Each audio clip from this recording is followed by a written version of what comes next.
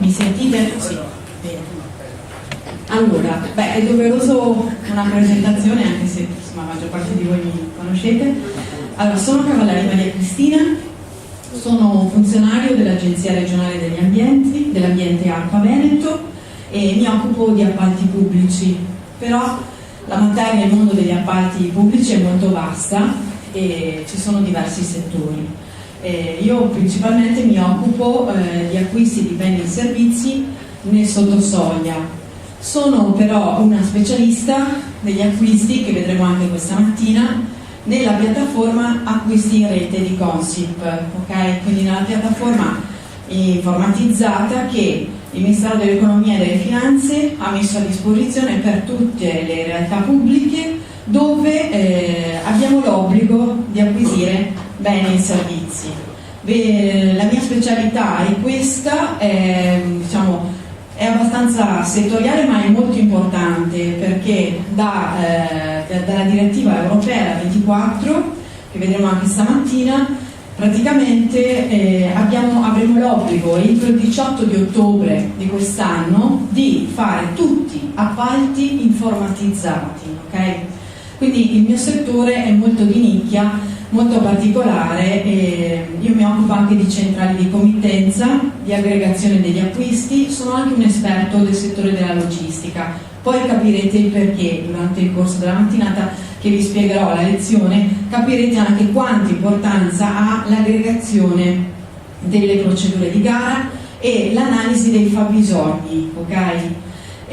Sono anche docente, collaboro a Padova con il costituzionalista e avvocato professor Luca Antonini, che è quello che ha fatto la nostra riforma referendaria per l'autonomia del Veneto, con la professoressa Messina. Sono uno dei docenti nel master in governo del territorio per le realtà locali.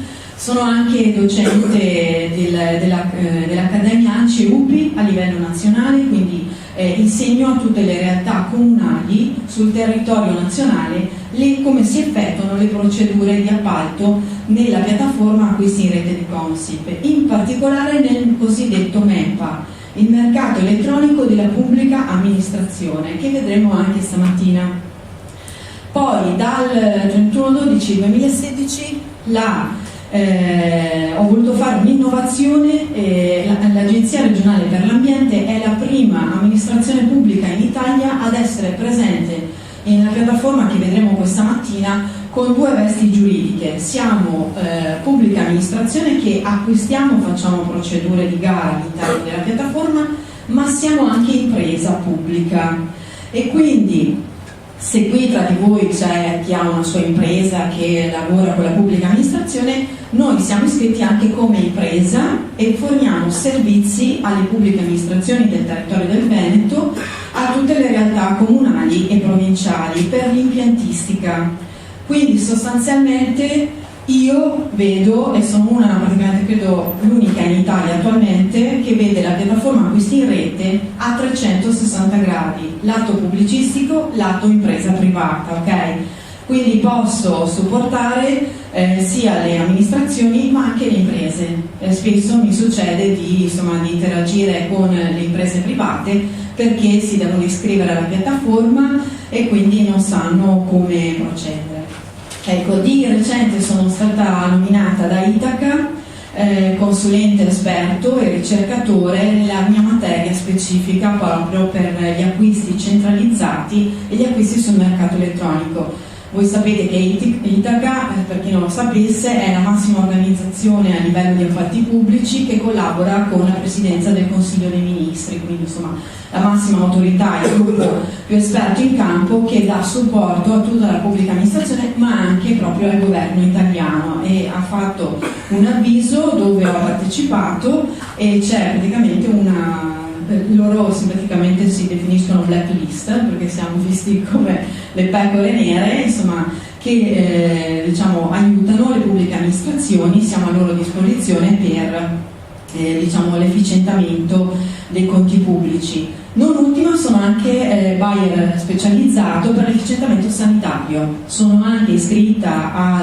come esperto di Agenas, che è l'Agenzia Nazionale per i Servizi Sanitari, e praticamente in tutte le le categorie per l'efficientamento delle ASL, sono stata inserita come professionista a disposizione, insomma, per l'efficientamento sanitario. Le ASL che hanno bisogno ci chiamano e noi andiamo praticamente a verificare il governo della spesa pubblica, quindi insomma credo che vi ho dato un quadro un movimento di quelle cose che faccio, ecco. E sono anche a volte in agenzia al mio lavoro, ecco, quindi insomma mi riesce un po' difficile.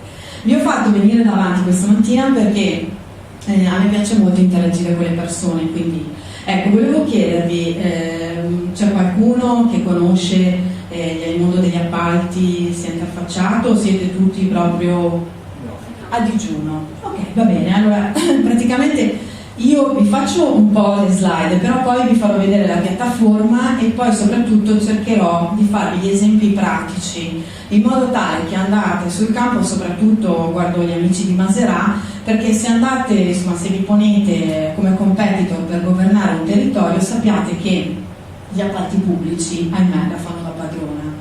Chi praticamente dà un'impronta organizzativa efficiente, soprattutto in un ente locale, guardate che le difficoltà maggiori le abbiamo proprio negli enti locali di organizzazione, perché spesso la struttura organizzativa degli enti locali è frammentata, ogni ufficio fa capo a sé e si fa le sue garette, è sbagliatissimo.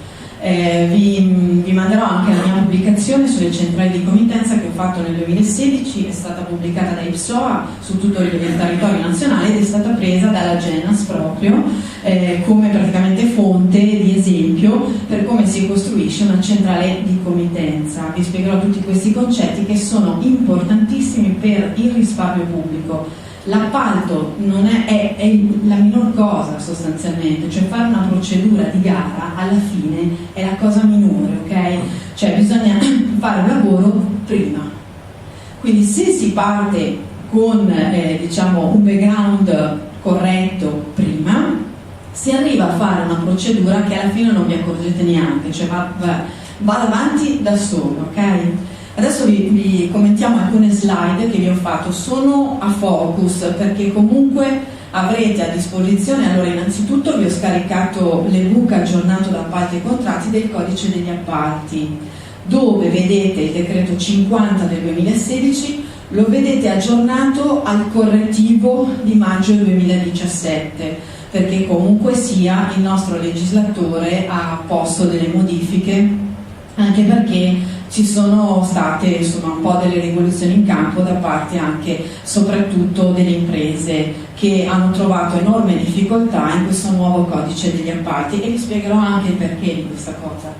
E avete quindi l'ebook, i testi che avete preso stamattina, ci sono tutte e tre le direttive degli appalti pubblici a vostra disposizione, c'è la nuova linea guida 4 del nostro amato presidente di ANAC Raffaele Cantone e è appena uscita in questi giorni, è stata pubblicata in Gazzetta, non è ancora attiva perché ci vogliono 15 giorni di vacatio legis perché venga recepita e quindi praticamente fatta propria dalle pubbliche amministrazioni. Poi vi ho dato alcuni articoli che sono solita scaricare, aggiornatissimi da appalti e contratti, che vi danno un focus proprio su questa nuova linea guida che impatterà moltissimo sugli enti pubblici, perché si tratta di procedure cosiddette sotto soglia, ma in particolare per il settore che va da 0 a 40.000 euro, che è il settore banalmente considerato il più delicato di tutti, anche se vi sembrerà una stupidaggine perché dite 40.000 euro.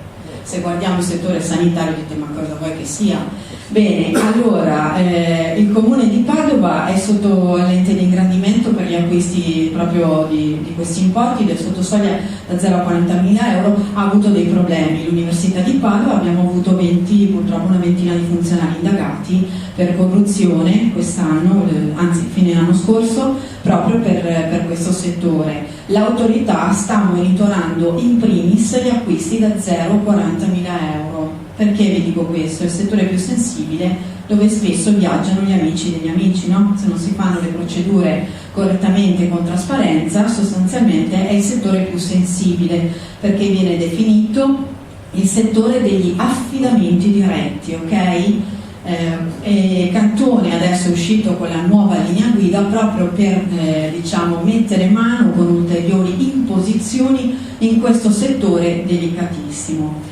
Allora io vi faccio un po' una cronistoria, però cerco di essere abbastanza veloce perché sì, altrimenti sono normative pesanti, si prende un po' il sonno, però così rimaniamo tutti svegli. Allora, posso interrompere un attimo? sì, certo. Non è che si potrebbe votare leggermente il proiettore a sinistra per non avere la telecamera davanti, ma questi si sono. Sì, Cristian? Vabbè, allora niente. No, sposto. Dimmi. Hai acceso la registrazione? Sì, è acceso. Sì.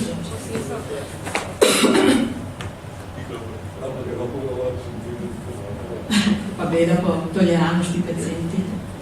No, che toglieranno. Devono restare. Restano tutti, va bene. Vi va bene così, scusate?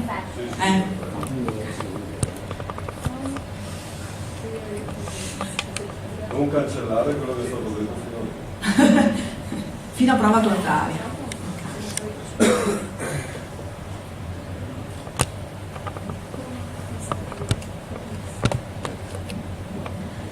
Ecco, fino a che aspettiamo il tecnico. Quando state per morire, che non ce la fate più, alzate la mano perché io andrei avanti, cioè non mi rendo conto, scusate, il tempo passa, ma sono abituata così, per cui dite pausa, alle caffè. 11 facciamo. Esatto, fate cenni dalla regia, ok? Perché... Allora, partiamo in maniera molto soft. Allora, sostanzialmente c'è una normativa precodice, ok? Che è giusto anche un po' inquadrare. Allora, in Italia, ma anche nella comunità europea, come potete vedere, avevamo delle direttive e dei decreti legislativi separati per ogni disciplina, cioè gli appalti di forniture, quindi di forniture, di lavori, di servizi e i settori speciali, acqua, gas, luce, ok? Fino praticamente alla direttiva comunitaria del 2000, la direttiva 18 del 2006, questi settori praticamente andavano via separatamente, ok? Il legislatore comunitario, e quindi avevano una norma comunitaria e una norma italiana, ok? Calata diciamo dal nostro governo, dal nostro legislatore. Poi praticamente già nel 2004 sostanzialmente la Comunità Europea ha deciso di dare una svolta importantissima. Io tra l'altro ho fatto la mia tesi di laurea sulla direttiva comunitaria del 2004-18, che è stata una direttiva a dir poco epocale. Perché?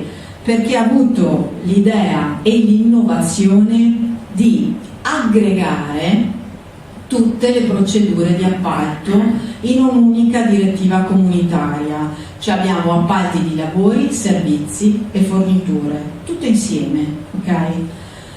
Perché il legislatore comunitario ha voluto aggregare tutto questo in un'unica norma?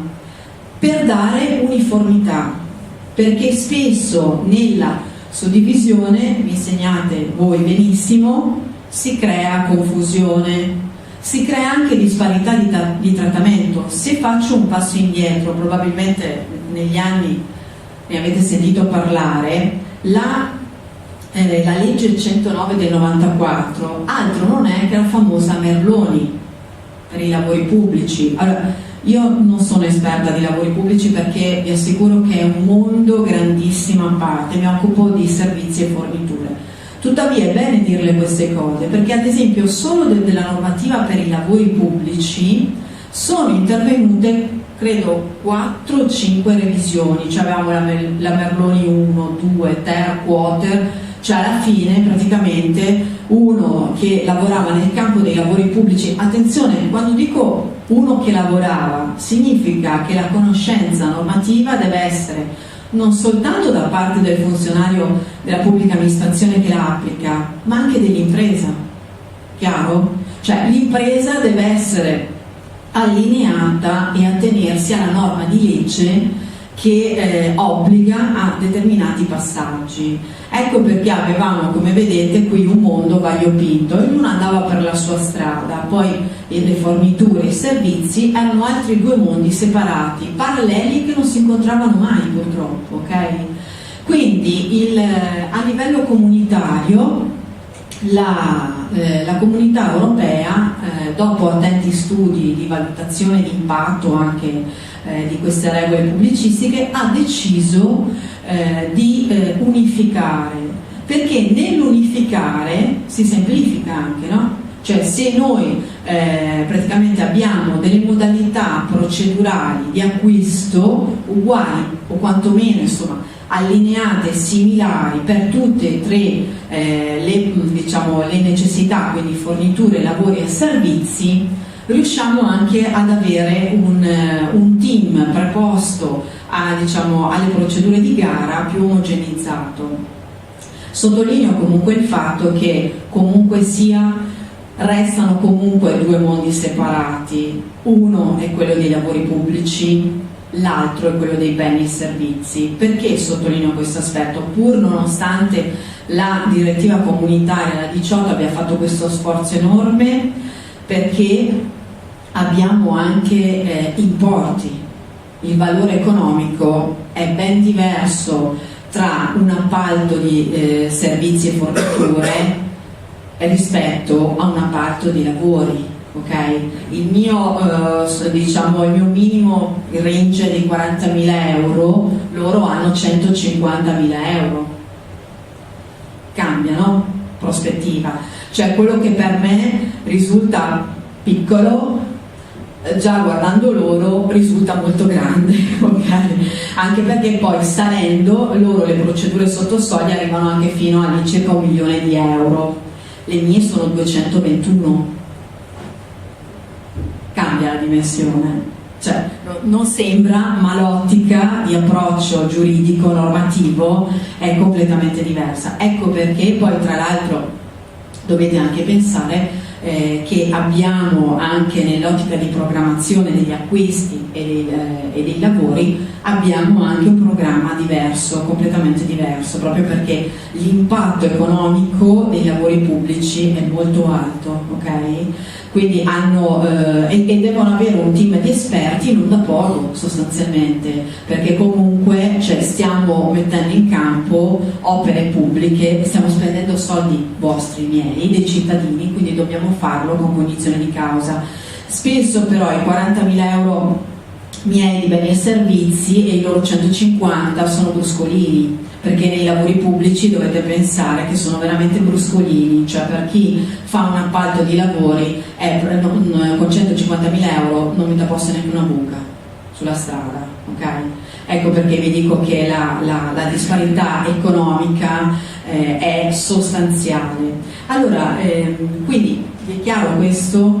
Cioè praticamente la Comunità Europea fa uno sforzo di ricondurre le procedure di gara sotto un'unica direttiva e rimane sostanzialmente diviso solo il settore dei cosiddetti contratti esclusi, cioè energia, acqua, gas, che hanno un settore che la 17 è un settore completamente a parte.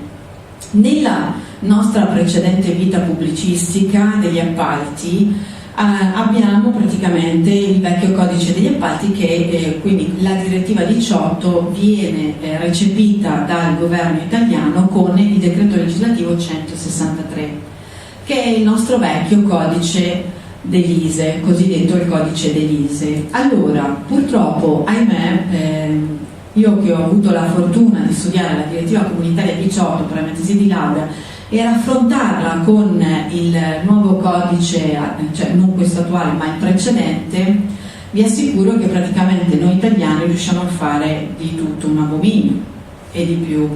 Perché dico questo? Perché se voi prendete gli articoli della vecchia direttiva 18 li confrontate con il 163, praticamente allora noi abbiamo fatto un codice una DPR per i lavori, ma non solo, ci siamo pure sbizzarriti, abbiamo fatto un altro DPR, il 207 del 2010, che parte di questo DPR è attualmente ancora in piccola misura in vigore, soprattutto per la parte dei lavori pubblici. Abbiamo fatto questo DPR che praticamente avevamo la norma il 163, poi avevamo un regolamento al codice dei contratti che praticamente avevamo simpaticamente forse 1000 articoli tra la normativa del codice dell'ISE e il regolamento al codice, quindi sostanzialmente avevamo un pool di norme che cioè, se non ti faceva morire poco mancava, ok?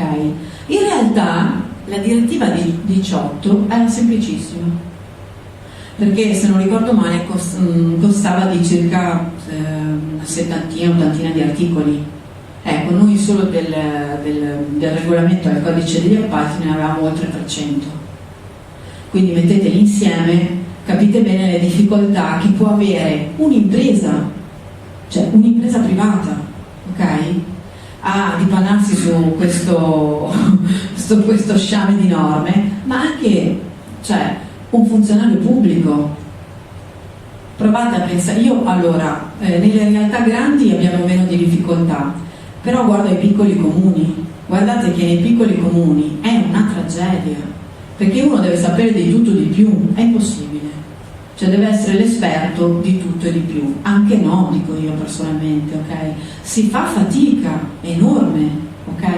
Quindi praticamente quello che la Comunità Europea rende molto semplice di solito, lo Stato italiano ci mette del suo per annaspare. Se pensavate che questo era il peggio deve ancora arrivare, che è il nuovo codice degli appalti, ok? Quindi sostanzialmente le direttive sono semplici, lineari. Il consiglio che vi do è che se... Vedete? Sì? Si vede? Ok. Il consiglio che vi do è che se voi avete dei dubbi, andate a consultare la norma europea. È molto più chiara, spesso e volentieri, della nostra legislazione italiana. Perché vi dico questo? Perché allora dobbiamo fare un passo indietro ed è doveroso. La norma europea è scritta per tutti gli Stati membri, ok? Per Stati membri che non hanno la struttura giuridico-amministrativa dello Stato italiano, ma hanno strutture organizzative molto più semplici della nostra. Il problema dello Stato italiano è la pubblica amministrazione, l'organizzazione, l'articolazione della struttura amministrativa giuridica e le fonti del diritto. Noi praticamente siamo italiani, quindi lo vedete dai libri che vi ho lasciato stamattina, amiamo molto la cultura del diritto, la nozione, le norme, le fonti giuridiche e chi più ne ha più ne mette. No, tranquillo, parlate pure, nessun problema. Il legislatore europeo deve pensare a tutti gli Stati membri, ragazzi, deve pensare a dare delle regole chiare, pulite, snelle, ok? Perché ha tanti contendenti in campo. Soprattutto gli Stati europei, anche se vabbè, adesso forse l'esempio dell'Inghilterra è un po' infelice in questo momento, ma ci sta tutto. L'Inghilterra ha un regime giuridico che c'è poco di scritto, è più basato sulla pratica, ok? Cioè si parla di soft law, le norme leggere, ok? Cosa ha fatto il nostro legislatore? Visto che la Comunità Europea ha dato questo imprinting, ha visto bene di fare il nuovo codice degli appalti, ma di metterci del suo, no? E praticamente in teoria noi avremo la nuova direttiva rispetto alla 18 e alla 24 per i contratti di appalto. Anche questa, se le andate a vedere, c'è tutto un iter, diciamo, di considerando, si chiamano all'inizio, quindi di precisazioni, vi spiegano il perché, come è stata costruita la norma, i principi, ok? C'è tutta una parte di cosiddetti considerando che vi aiutano a comprendere la normativa europea. Noi praticamente abbiamo ribaltato tutto questo, abbiamo detto beh, allora questa volta avremo un codice degli appalti unico, no? Visto che già prima abbiamo fatto il peggio del peggio, no. Praticamente noi allo stato attuale abbiamo il nuovo codice degli appalti, che è il 50, ok? Che è stato ricorretto come minimo già 3-4 volte, perché al di là del decreto correttivo che è uscito a maggio dell'anno scorso, sostanzialmente il codice degli appalti ha subito delle correzioni, adesso vi farò sorridere, sapete perché? Correzioni ortografiche. Sì. Allora, se guardate, le 3 direttive comunitarie che sono uscite, quelle nuove, sono del 2014. Ok?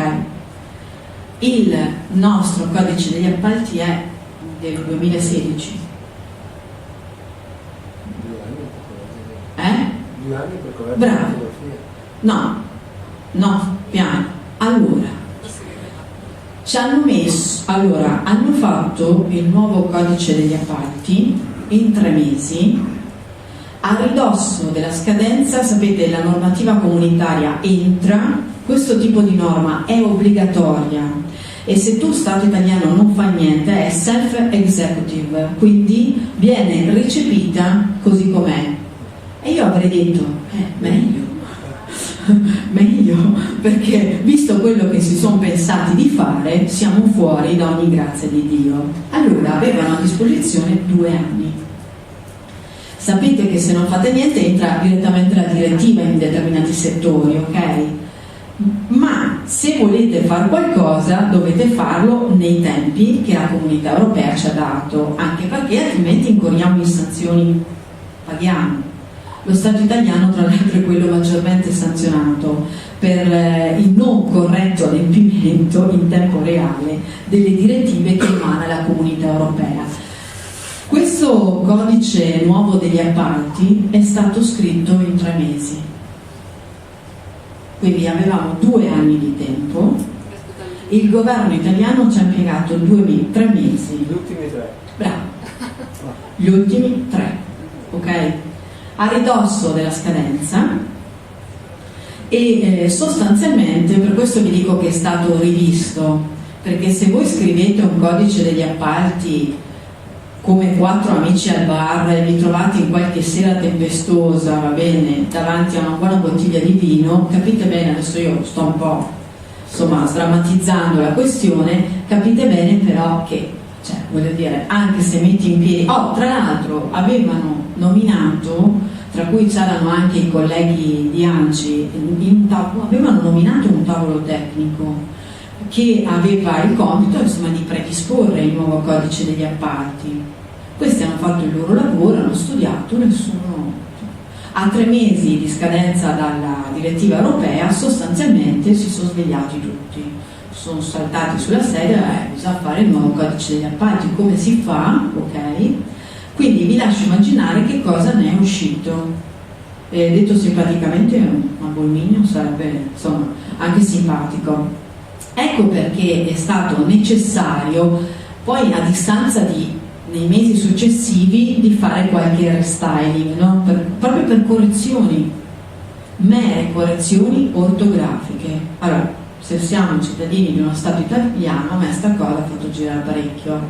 Vi racconto un piccolo aneddoto. Eravamo a scuola alla Spisa, dove ho fatto la mia specialità. Il rettore della Spisa ha invitato praticamente tutto il gruppo di lavoro che ha redatto il codice degli appalti nuovo per presentarlo, e praticamente la dottoressa che lavorava in presidenza del Consiglio dei Ministri e che presiedeva il team del codice degli appalti. Ha esordito facendo la sua presentazione dicendo che purtroppo sì, sarà da rivedere, è un po' lacunoso perché sostanzialmente hanno avuto poco tempo a disposizione. Beh, guardate che la platea in aula, se avesse avuto casse di pomodori, gliel'avrebbe lanciati tutti dietro. No, scusate, cioè ci hanno fatto girare Cavasisi che non abbiamo, cioè 2 anni e tu impieghi 3 mesi e dici anche che ti sei permesso, capito? Scusateci, abbiamo fatto del nostro meglio nel tempo ristretto a nostra disposizione. Grazie. Cioè veramente a quel punto cosa volevate dire? Grazie, arrivederci. Sì, no, sì. Anche perché poi, ripeto, e lo sottolineo questo aspetto, queste norme impattano poi non soltanto sulla pubblica amministrazione, ma ragazzi sulle imprese. Cioè, le imprese devono lavorare, ok? E non sono poche le imprese che lavorano con le pubbliche amministrazioni, perché allora vi do solo dei dati. Alla data del 31/12 dell'anno scorso nel portale acquisti in rete che vedremo poi sono iscritti 67.000 fornitori. Chiaro?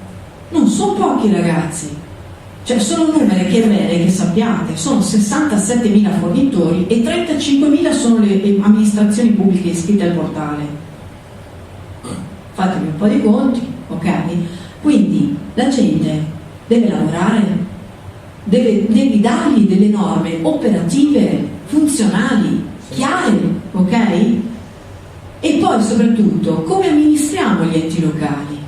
Non c'è chiarezza e chiaramente mi insegnate voi stessi che quando non c'è chiarezza, che succede poi? C'è corruzione. La corruzione si annida più facilmente, ok? Se la norma non è chiara, trasparente, non si capisce, non è ben compresa, ok? Ci sguazzano le ditte, ma ci sguazzano anche i funzionari poco seri, ok? Con questo non voglio dire, perché ci sono tantissime brave persone sia nel reparto imprese che nel reparto pubblica amministrazione, c'è tantissima gente che si fa il mazzo, però se gli crei queste norme, ok, poco chiare, è chiaro che gli amici degli amici ne fanno da padrone su queste situazioni. Quindi abbiamo il nuovo contesto normativo dove abbiamo, attenzione, qui c'è una novità rispetto a prima. Mentre prima avevamo 2 direttive, appalti, 18, 17 settori esclusi, questa volta ne abbiamo 3. È il settore dei contratti di concessione. È una novità, anche questa sottovalutata dal governo italiano. Mentre la comunità europea si è ben guardata e dopo studi attenti ha deciso che il settore delle concessioni è un settore che lucra, che fa lavorare, che fa girare il denaro, ok? E ha ben pensato di normarlo a parte, ok? Ha rilevato con studi fatti sul campo che il settore delle concessioni è un settore sensibile sia dal punto di vista delle pubbliche amministrazioni che dal punto di vista delle imprese, e ha deciso, questa è un'assoluta novità in campo, di normarlo a parte. Invece ha mantenuto la direttiva 24 che riguarda i contratti d'appalto e la 25 dei settori cosiddetti speciali, come avevamo prima. Allora, noi tutti ci aspettavamo che il settore delle concessioni venisse normato a parte dal nostro legislatore italiano. No, ha visto bene di mettere tutti insieme. Altro bel pasticcio, perché abbiamo confusione, non si capisce, cioè per carità, il codice, come vedrete dall'ebook che vi ho lasciato, è suddiviso in settori, ci sono i titoli, vi spiegano i capitoli, gli articoli, va bene, però scusatemi, adesso io da mera profana ignorante faccio a voi una domanda: ma se un legislatore europeo fa una direttiva a parte, non l'ha mai fatta e si pensa bene di farla proprio sulle concessioni, se voi foste il legislatore italiano che cosa avreste fatto?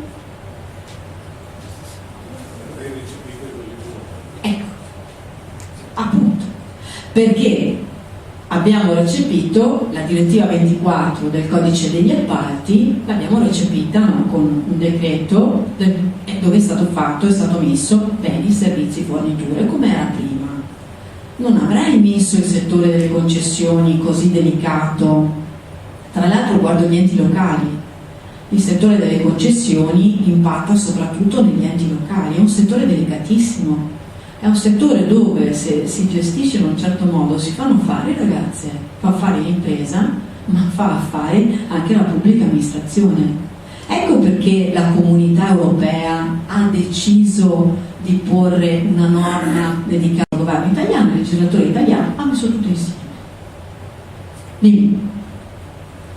Sicuramente non lo so, però ragionando un attimo sulle modalità in cui come funziona la creazione appunto delle direttive europee e poi la possibilità che viene data quindi agli stati di recepire per logicamente modificare o specificare meglio calati sulla propria realtà rispetto a tutti i paesi europei. Ma forse il problema non è tanto che qui si faccia in maniera più complessa rispetto a quello che è la direttiva europea, che logicamente non può prendere dentro parti specifiche, perché probabilmente in Italia, appunto, siccome siamo un paese dove è la più alta corruzione, serve forse che sia più specifico e più approfondito, altrimenti ci sono ambiti nebulosi per cui poi non può neanche intervenire la giustizia o cosa perché non è specificato. Ma forse il problema principale non è quello, ma è il fatto che è stato fatto BIP in 3 mesi.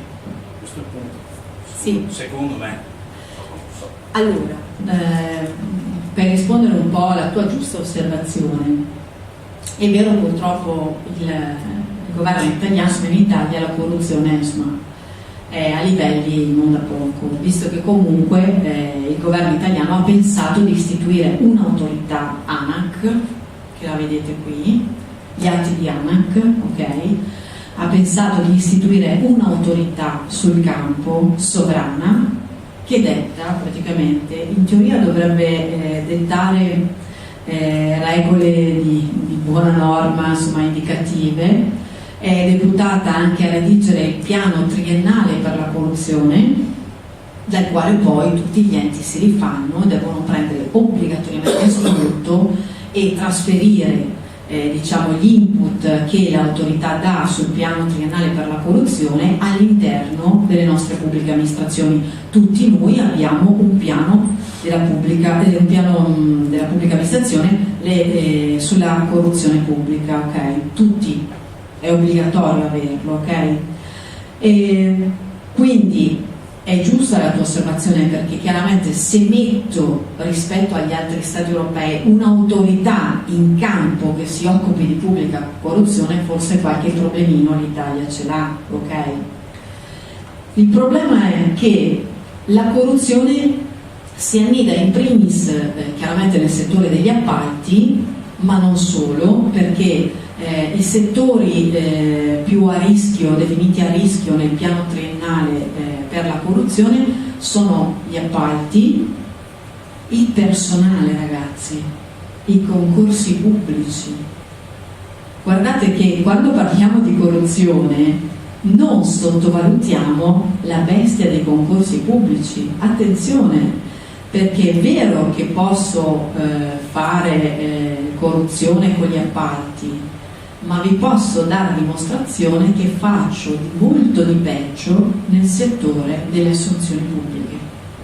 È il settore tenuto, insomma, monitorato di più, cioè gli appalti, il settore del personale viene monitorato di più, perché pensateci, se io faccio vincere il concorso al mio amico, capito? Cioè questo mi è doveroso a vita.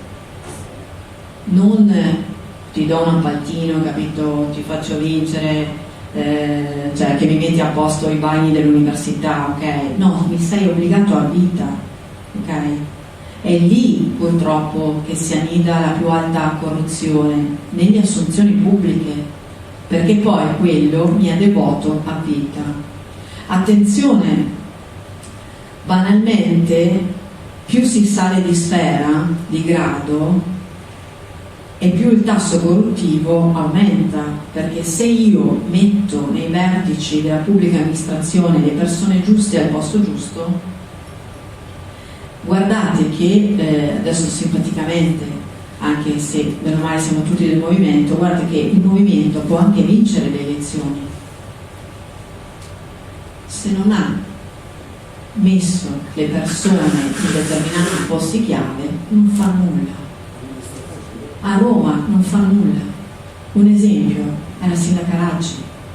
Lei può essere la più brava di 70 ragazzi, io ho colleghi che lavorano dentro le istituzioni romane, se vogliono non gli fanno fare niente, chiaro? Simpaticamente il nostro governatore, quando è salito al trono per la seconda volta, ha detto: io in 100 giorni farò. 100 giorni non aveva fatto niente. Perché? Perché Galan gli aveva piazzato le pedine giuste al posto giusto, chiaro? E ci è voluto tanto tempo, perché poi attenzione, cioè non siamo come in America che vige il famoso spoil system, che il governo entra, mette i suoi, ok? Cambia amministrazione, via tutti, e il nuovo presidente si porta lo staff nuovo, va a casa, via tutti un'altra volta. No, ci sono sentenze costituzionali che hanno individuato la netta, è giusto, la netta separazione tra i poteri politici e i poteri amministrativi.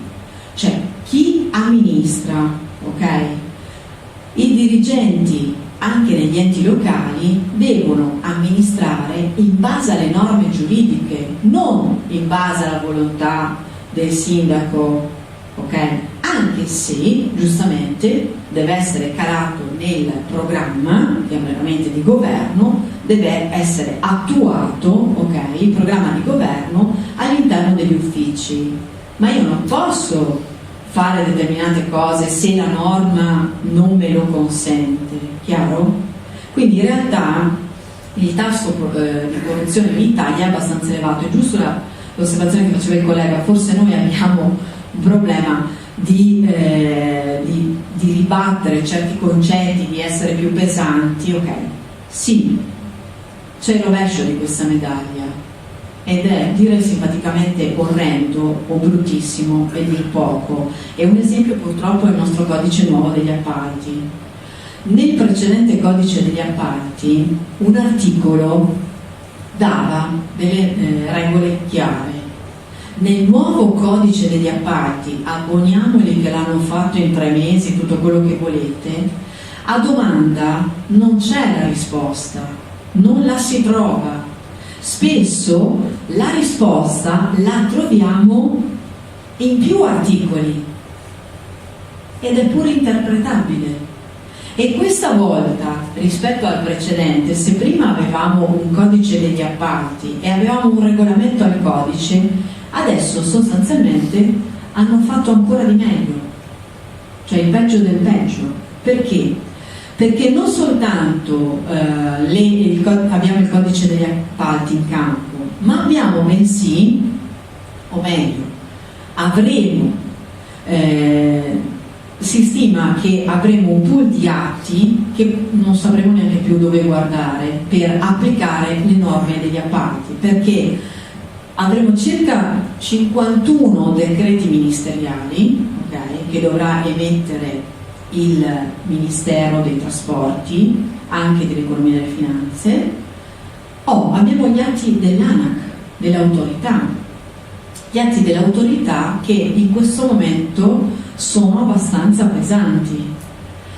L'autorità gli è stato dato un potere conferito dall'alto, poco appropriato a avviso dei più che lavorano, perché è stata investita di un potere che va ben oltre il suo mandato. Okay? Le autorità sono soggetti, diciamo, sono quelli che dovrebbero monitorare il settore, dare degli impulsi. L'autorità ANAC, tra virgolette, fa linee guida che si scontrano con le norme giuridiche. Abbiamo il problema che c'è una rivoluzione in campo, i magistrati, il TAR, la legge spesso va in conflitto con l'autorità, Perché? Perché il magistrato che esamina una causa di appalto dove c'è un'impresa che fa causa per motivi X contro l'amministrazione Y, il giudice, voi mi insegnate meglio di me, secondo voi come fa la sentenza sulle linee guida di ANAC? No? Anche perché sarebbero subito impugnate. Le fa sulle norme giuridiche e non può fare altrimenti, ok? Sì, però noi come pubblica amministrazione, ahimè, siamo soggetti alle linee guida dell'autorità. L'ultima che è uscita è abbastanza pesante, la linea guida 4, che ve l'ho messa, vi ho messo anche diversi articoli in commento. Quindi vedete bene che rispetto, attenzione, l'autorità, le linee guida che emana poi sono soggette al parere del Consiglio di Stato. Spesso anche il Consiglio di Stato è in conflitto con l'autorità.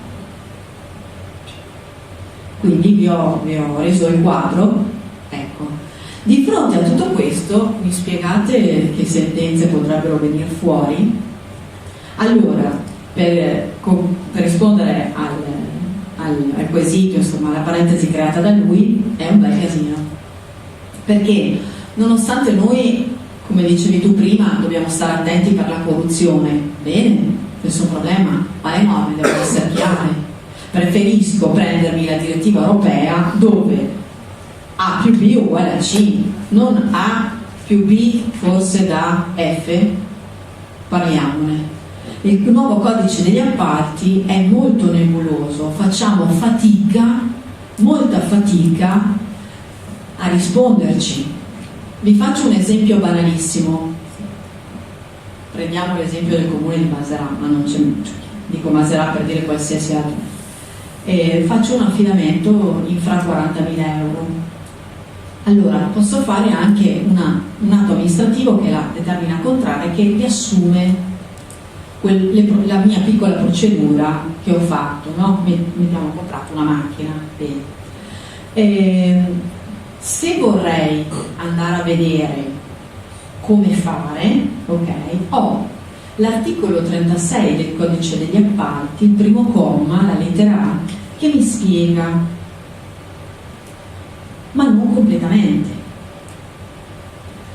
Poi mi dice anche che allora, nella prima versione, ed è quella che ha creato più battibecchi soprattutto anche nel settore delle imprese, perché poi c'è chi è ligio e c'è chi ci sguazza, allora c'era il famoso affidamento diretto dove avevano scritto che serviva un'adeguata motivazione. Cioè io posso affidare a un'impresa direttamente, però comunque, visto che spendo soldi pubblici, non è che chiamo l'amico qui e dico senti un po' te, fammi la buca per la strada, hai capito, mettimi a posto, quanto mi fai? Sì, va bene. Sto spendendo soldi pubblici, ragazzi, quindi comunque devo dar conto, quantomeno, come si dice, ho un'indagine di mercato, chiedo 2 preventivi, lo fate anche a casa vostra, no? Non è che chiamate l'amico perché è fedele nei secoli e vi fa benissimo e siete convinti, comunque la consultazione. Ecco, allora, un articolo mi diceva che il 36 che bisognava motivare adeguatamente, o aperta e chiusa parentesi, sta adeguata motivazione, in tanti si chiedevano cos'è sta adeguata motivazione? Cosa devo scrivere nel mio atto di affidamento? Quanto devo scrivere? Cos'è sta roba? Bene. Nel correttivo che hanno fatto a maggio, nel 56, lo vedrete poi nelle book, è tirata una linea, l'hanno tolta. Questa adeguata motivazione d'amblè per gli affidamenti infra 40.000 euro è sparita, non c'è più. Quindi è bella domanda.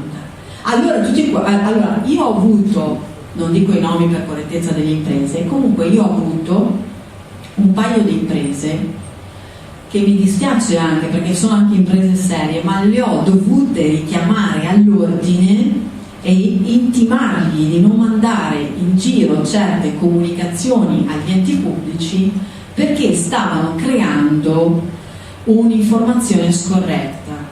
Quando è uscito il correttivo al codice, all'articolo 36 sbianchettato che posso fare l'affidamento diretto senza più l'adeguata motivazione, praticamente un paio di imprese hanno mandato una mail a tutti i dipendenti, cioè i settori insomma, che si occupano di acquisti, dicendo che potevano invitarli direttamente, contrattare direttamente con loro, in quanto il nuovo codice, il correttivo, gli dava questa facoltà.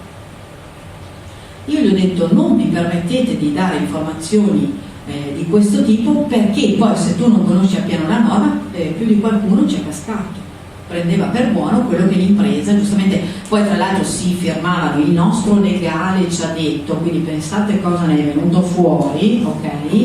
Un disastro.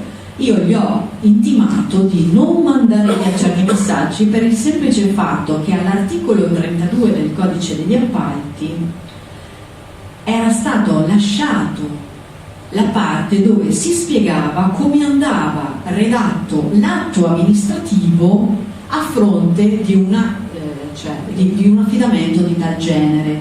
È vero che era sparita l'adeguata motivazione dell'affidamento, ma ahimè, e chiaramente le imprese cosa fanno? Cioè, giustamente prendono la parte che gli conviene di più, bonariamente. Hanno detto, potete fare fino a 40.000 euro quello che volete. Hanno tolto, a posto. No, perché nell'articolo 32 veniva comunque lasciato, ok, la parte, l'elencazione di come doveva essere l'atto amministrativo, dove ti diceva come hai fatto ad individuare il tuo fornitore, devi spiegarlo. Quindi in realtà furbescamente, perché io l'ho considerato una furbata da polli, però in tanti ci sono cascati, ahimè, soprattutto le imprese. Però quando determinati colleghi mi hanno telefonato mi hanno detto ma scusa, ma l'impresa ci ha detto, sì ragazzi, l'impresa, scusate, io se sono impresa faccio gli affari miei, i miei interessi, cioè svegliarsi fuori. Ma ti pare che insomma sto codice non si capisce, devo trovarmi i pezzi giustificativi da un'altra parte? Sì, purtroppo sì. All'articolo 32 la parte di redazione della determina di affidamento, che poi per gli importi di cosiddetti di modico valore è unica. Non trovate un atto amministrativo che indice una procedura e un altro che la conclude, ma su richiesta anche della segnalazione dei competitor pubblici hanno fatto in modo di ridurre le tempistiche e si fa un unico atto amministrativo, ma lo devi fare. E nell'atto amministrativo deve essere riassunto il perché. Guardate che non è una banalità, perché il funzionario che firma quell'atto, il dirigente, il funzionario preposto che firma quell'atto amministrativo è passibile, ragazzi, di danno erariale. Chiaro? Non è una cosuccia tanto da poco. Dimmi. C'è scritto di specificare il perché è stato scelto la modalità di scelta del contraente, come hai fatto? Punto però. Quindi significa che io posso dare una motivazione qualsiasi che per me è valida e che in realtà non è. Dimmi Roberto. Poi nelle linee guida però sì, esatto. hanno specificato adesso chiaramente come deve essere scelto. Quindi, esatto. E le linee guida non è che fanno parte della normativa, ma anche da sentenze del Consiglio. No. Allora, le linee guida, tra cui la 4 che vi ho portato oggi, quella ultima che è uscita, entra proprio nel dettaglio, spiega il perché, ok? Ecco perché si è creato il discorso della confusione, però all'inizio, allora... quindi nel periodo adesso che non sono ancora valide. Allora, dovete pensare che la linea guida è stata subito, tutte le linee guida sono state subito soppiantate, ahimè c'era anche questo problema, che non è da poco. Le linee guida fatte di indicazione di comportamenti al codice, fatte dall'autorità ANAC, cosa è successo? Che uscendo il correttivo, sbianchettando alcune cose, le linee guida perdono di valore, perché in primis c'è la norma. Considerate che da maggio dell'anno scorso le linee guida, quelle che ci interessano, sono uscite l'altro giorno. Quindi c'è il buco, ragazzi, capito?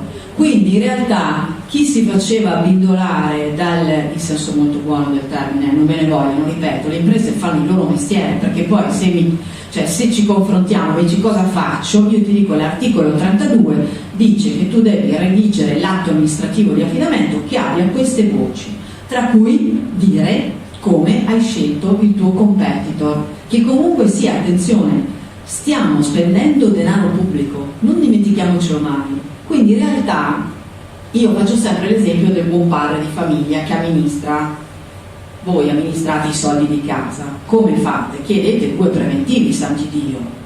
Sì. Oh, dimmi. Quindi in mente appunto nel paese nostro, Sì. Maserati, Sì.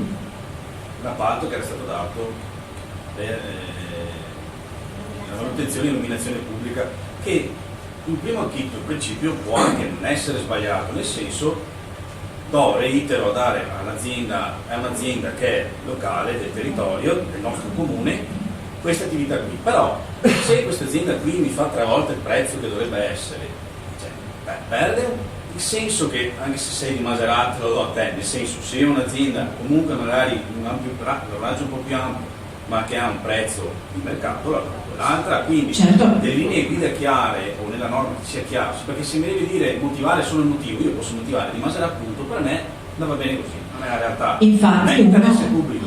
No, hai sollevato una questione non da poco, che c'è ed è grossa ed è appena stata messa a caratteri cubitali nella linea guida che vi ho fornito, la numero 4, la famosa rotazione dei fornitori. Per rispondere al tuo quesito, che è giusto, allora, innanzitutto non posso assolutamente fare restrizione del mercato. Attenzione, c'è la giustificazione nel dire la ditta è di Maserati, apro e chiudo la parentesi, ha lavorato benissimo, non mica detto niente io, capito? Ha fatto una manutenzione giusta delle strade ineccepibile, va bene? Ok, io ho l'obbligo però di vedere se sul territorio a livello nazionale esiste qualcuno di meglio, perché la motivazione è che sto spendendo soldi pubblici, quindi devo dare riscontro anche a tutti voi, ai cittadini, capito, che il denaro è stato speso correttamente. Devo dar conto che se l'impresa che mi fa sempre i lavori mi fa 10.000 euro, solo parlo di valori a caso, ok? Ma se ce n'è una che mi fa lo stesso lavoro anche 9.800 euro, io ho il dovere di affidarla a quella che fa 9.800 euro. Se mi dà le stesse garanzie mi fa lo stesso lavoro. Allora, una delle problematiche che abbiamo in Italia è proprio questo: l'autorità con la nuova linea guida 4 ha sottolineato a caratteri cubitali, ed è uno strumento che vi ho fornito, avete in mano, così potete andare dal sindaco di lì, senti qua c'è scritto, ho pure ingrassettato, quindi non potete sbagliarvi, ok? La rotazione degli inviti e degli affidamenti, attenzione che non è cosa da poco, cioè, adesso si sono espressi chiaramente perché probabilmente l'adeguata motivazione che hanno sbianchettato, e però devo riassumere nel provvedimento in che modo ho scelto la mia impresa, non era sufficiente. Quello che hai segnalato tu, quello che diceva la Roberta, ma ci sono le linee guida, sì. Allora attenzione, le pubbliche amministrazioni che questo l'ha detto il Consiglio di Stato in uno dei suoi primi pareri, hanno detto che se le pubbliche amministrazioni vogliono discostarsi, e potremmo farlo perché non è legge, attenzione, non è norma, ma sono linee guida, ok? Se vuol discostarsi dalle linee guida che ha dato l'autorità, la pubblica amministrazione deve far meglio. Allora io ho detto far meglio di cartone, non so, mi risulta un po' difficile far meglio dell'autorità, perché l'autorità ha messo proprio dei paletti maggiormente stringenti, ci ha messo un po' di tempo probabilmente perché per gli atti di corruzione che sono usciti in questo periodo, tra cui anche noi in Veneto, insomma, abbiamo avuto dei casi proprio a casa, come vi raccontavo prima, molto spiacevoli. E guardate che non erano cose di milionate di euro, erano com'è, l'idraulico, via, il muratore, e si è rotto il bagno, Sì, ma lui ci fa bene. Quello che diceva lui ci fa bene, ma sì, ma dai, ma ci fa un prezzaccio, capito? Sì, ho capito, ma hai chiesto 2 preventivi? Guarda che serve poco, 2. Dimmi. Però, No, finiamo con te, dimmi. però andando nello specifico, siccome Sì. vedo poi anche alla lavoro, quindi la questione poi è sempre quella, Sì. cambia. Ma non è neanche solo chi offre di meno che è quello che va meglio, cioè è una questione che poi diventa, si va nello specifico, non è facile da discernere, perché per esempio anche questa azienda qui, anche se costasse di più, ma deve essere legato il prezzo ai requisiti che io voglio, cioè se io voglio un certo requisito, tu me lo devi fare in un certo modo, non è solo il prezzo che distingue, quindi chi di terza parte poi può verificare che effettivamente io ho pagato 10.000 euro per quel servizio, ma mi ha fatto questo servizio qui che è consono rispetto a quello che mi offriva 5.000 euro, ma il servizio non era consono. Cioè è solo l'amministrazione che può farlo, chi è che può farlo? Quindi non è facile da gestire la cosa. Allora, faccio un passo in avanti, i criteri di aggiudicazione, ok? Attenzione, lo abbiamo tirato fuori già, vedete, dal confronto nascono praticamente l'iter anche procedurale. Allora, innanzitutto abbiamo detto che adesso c'è l'obbligo di far votare non soltanto il precedente affidatario, attenzione, addirittura vi dirò di più, l'autorità in questa nuova linea guida ha messo anche degli importi da 0 a 5.000, da 5.000 a 20.000, da 20.000 a 40.000, parlo per beni e servizi, ok? Servizi e forniture.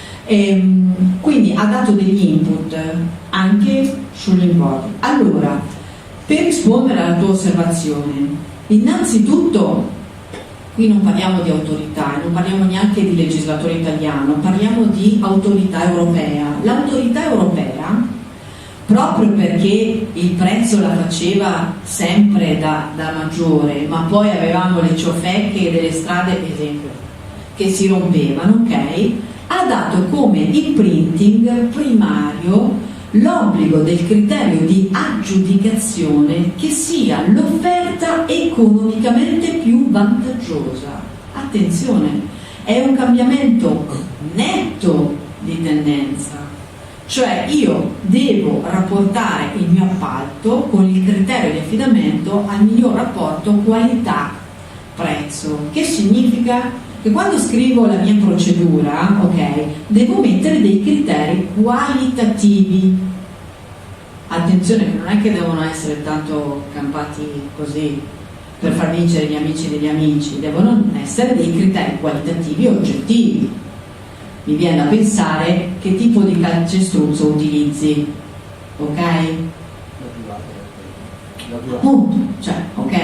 Guardate che le norme a tutela ci sono, poi se vogliamo far finta di trovare l'escamotage perché vinca sempre quelli, tutto è possibile. Adesso però io la vedo un po' più difficile, perché se ho una comunità europea che mi dice guarda che il criterio di affidamento è in primis offerta, qualità e prezzo.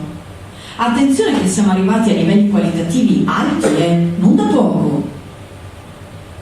Io posso aggiudicare un appalto anche all'80% dando dei punteggi di qualità, il prezzo l'hanno ridotto al 20-30%, non è poco, cioè stiamo attenti. Perché questo? Faccio l'esempio delle strade, ma ragazzi, per carità, lo si faceva anche prima, vogliamo parlare, guardo la collega Denise, tacco ospedaliera? Scusate, lì c'ho l'obbligo, perché il prezzo è alto, c'ho l'obbligo. Sì, ma ragazzi, cioè, stiamo parlando di salute sanitaria, c'è uno strumento, capito? Devo dare un'impronta qualitativa eccellente, il prezzo viene poi.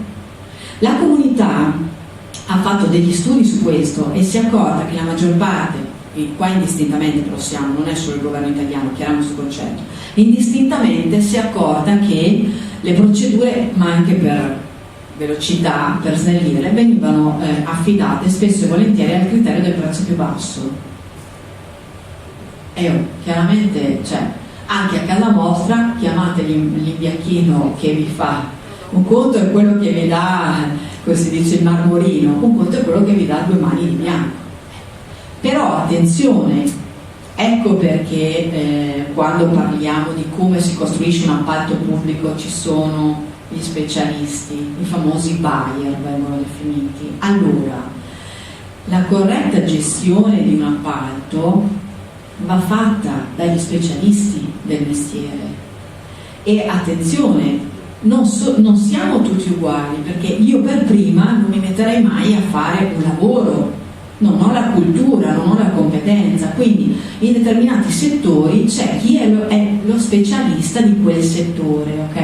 Già il mondo che tratto io degli acquisti come si dice, telematici, informatizzati, gli acquisti sulla piattaforma di Consip, è un mondo a parte, è una cultura a parte, ok? Servono degli specialisti. Ora, quando ci scontriamo anche banalmente con le realtà locali, io dico sempre, non potete avere un funzionario che vi fa la gara del verde pubblico, un altro che vi fa la gara dello scuola bus, del nido, perché un conto è il funzionario che sappia del suo lavoro, le esigenze del settore sociale, ok? Le esigenze del verde pubblico, dell'ambiente. Un conto è la conoscenza della procedura, di mettere in campo la corretta procedura, perché guardate che molto spesso la procedura è sbagliata.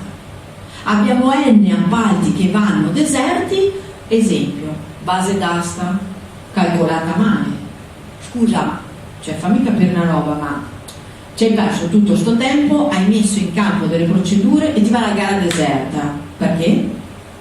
Ma non so, forse, ma tu l'hai chiesto 2 preventivi prima di metterti in campo, di aggirarti, non so, tanto per renderti conto se il mercato anziché i 10.000 euro per coprirti la buca ne voleva 12? Chiaramente ragazzi, poi le imprese, capito, si stufano anche, mica stanno a perdere tempo lì a correrci dietro, a chiamarci, scusa guarda che la tua procedura è sbagliata, costa poco, non ce la facciamo. Cioè, se trovi qualcuno che ha del tempo da perdere, anche sì, ma vogliamo parlarne, sono al canale del gas le nostre imprese, se ci corrono anche dietro a dirci scusa correggi l'appalto per piacere ti prego perché è troppo basso, cioè quindi in realtà, ma guardate che questo nel codice prima o poi avverrà, perché c'è l'articolo 38 che ahimè ha strutturato la stazione unica appaltante, quindi i nostri comuni, okay, le nostre province, ARPA e tutto quanto, le ha paragonate per avere il requisito, cioè la bollinatura, l'ok di ANAC che puoi fare da stazione appaltante, quindi puoi procedere a fare gare pubbliche, le ha paragonate, è uno degli argomenti che tratteremo oggi, alle centrali di committenza. Una centrale di committenza, ragazzi, come primo incipit, ha un team di esperti al seguito specializzato nei vari settori.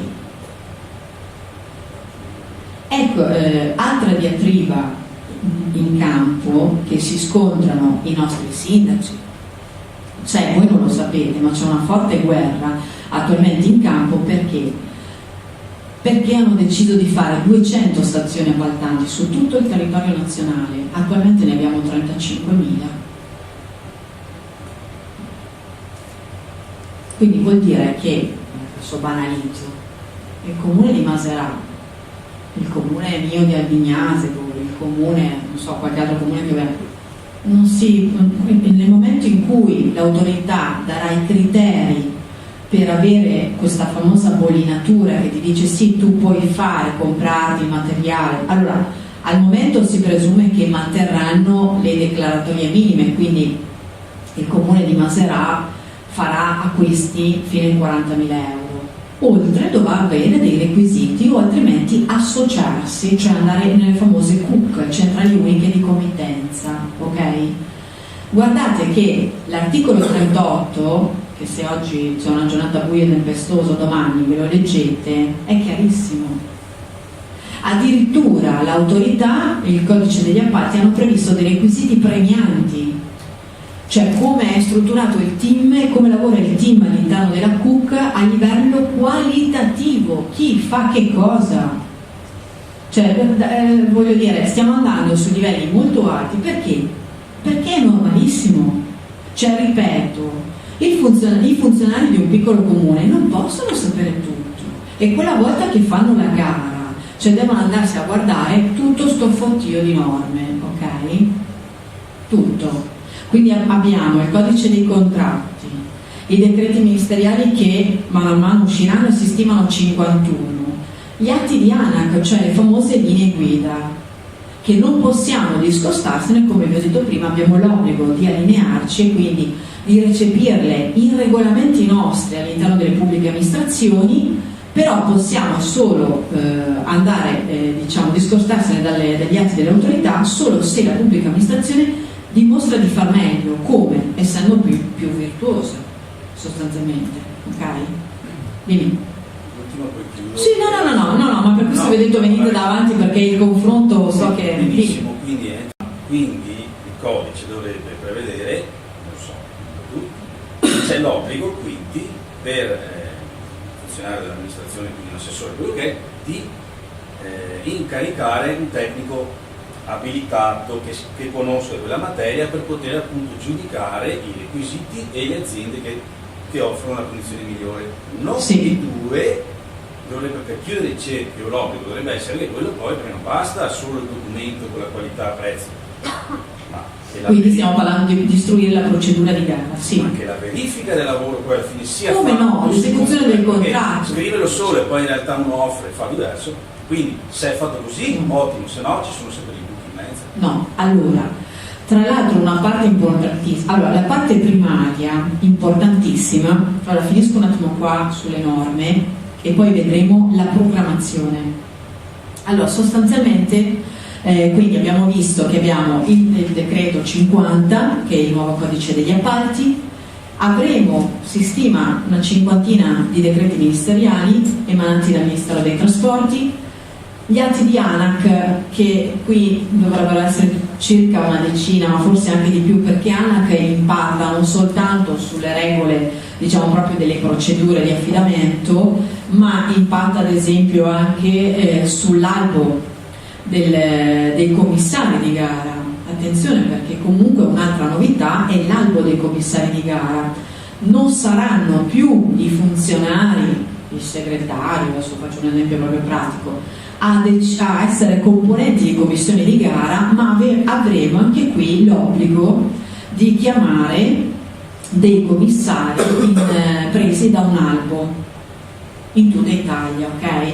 Fatto da funzionari esperti della pubblica amministrazione in determinati settori e categorie merceologiche, ma anche da liberi professionisti quali ingegneri, avvocati, docenti universitari, quindi sarà un albo costituito proprio da esperti in determinati settori e categorie merceologiche. Quindi la pubblica amministrazione non sarà più libera di dire vabbè, nomino il collega del Verde che mi faccia in commissione il favore per l'appalto dell'asilo nido e quant'altro. No, verrà praticamente istituito questo albo di esperti che sarà in ANAC presso l'autorità dei contratti pubblici, il quale l'amministrazione dovrà chiamare, insomma, per tempo quantomeno 10 giorni prima, dovrà fare la segnalazione che sta predisponendo la gara. All'atto di scadenza della presentazione delle offerte chiederà ad ANAC di individuare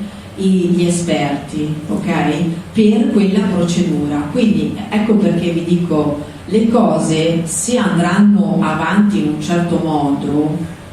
Mi dispiace per i sindaci o per gli assessori che hanno queste abilità, capito, di gestire queste cose, ma anche qualsiasi, diciamo, politico che impatta nella pubblica amministrazione, ma sarà poco, cioè il contatto, perché verrà passato altrove. Diciamo bonariamente anche corretto, perché se io do fuori certe cose è chiaro che l'impatto corruttivo anche quello si abbassa, ok? Quindi viene a mancare, cioè se ho il funzionario che conosco, vado lì e gli dico ascolta, no, senti. E quindi abbiamo detto che c'è il principio. Pronto? Bene, riprendiamo i lavori ragazzi, che abbiamo un sacco di cose da dirci. Scusate, ma abbiamo provato l'accesso al portale acquisti in rete, così dopo volevo farvi vedere anche qui. Allora, tornando a noi, abbiamo detto prima della pausa, avevamo detto come si fa a costruire correttamente un appalto pubblico, no? Allora, la novità che abbiamo nel nuovo codice degli appalti, ma in realtà l'obbligo nasce sempre dalla direttiva comunitaria, è quello della programmazione. La programmazione obbligatoria, ok, per i lavori pubblici, che è 3 anni, per beni e servizi è 2 anni, biennale. Allora, di solito nei comuni viene agganciata al PEG, no? Dato programmatorio di tutte le attività dell'amministrazione. Attenzione che chiaramente la programmazione sia di lavori che gli acquisti di beni e servizi si fa con i soldi, quello che posso spendere, ok? Allora, la programmazione di beni e servizi si fa sopra, per acquisti di beni e servizi sopra, guarda caso, i 40.000 euro, cioè da 40.000 euro in su. Domanda: ma per fare una corretta programmazione devo fossilizzarmi oppure incentrarmi essenzialmente per procedure di acquisto singole dai 40.000 euro in su?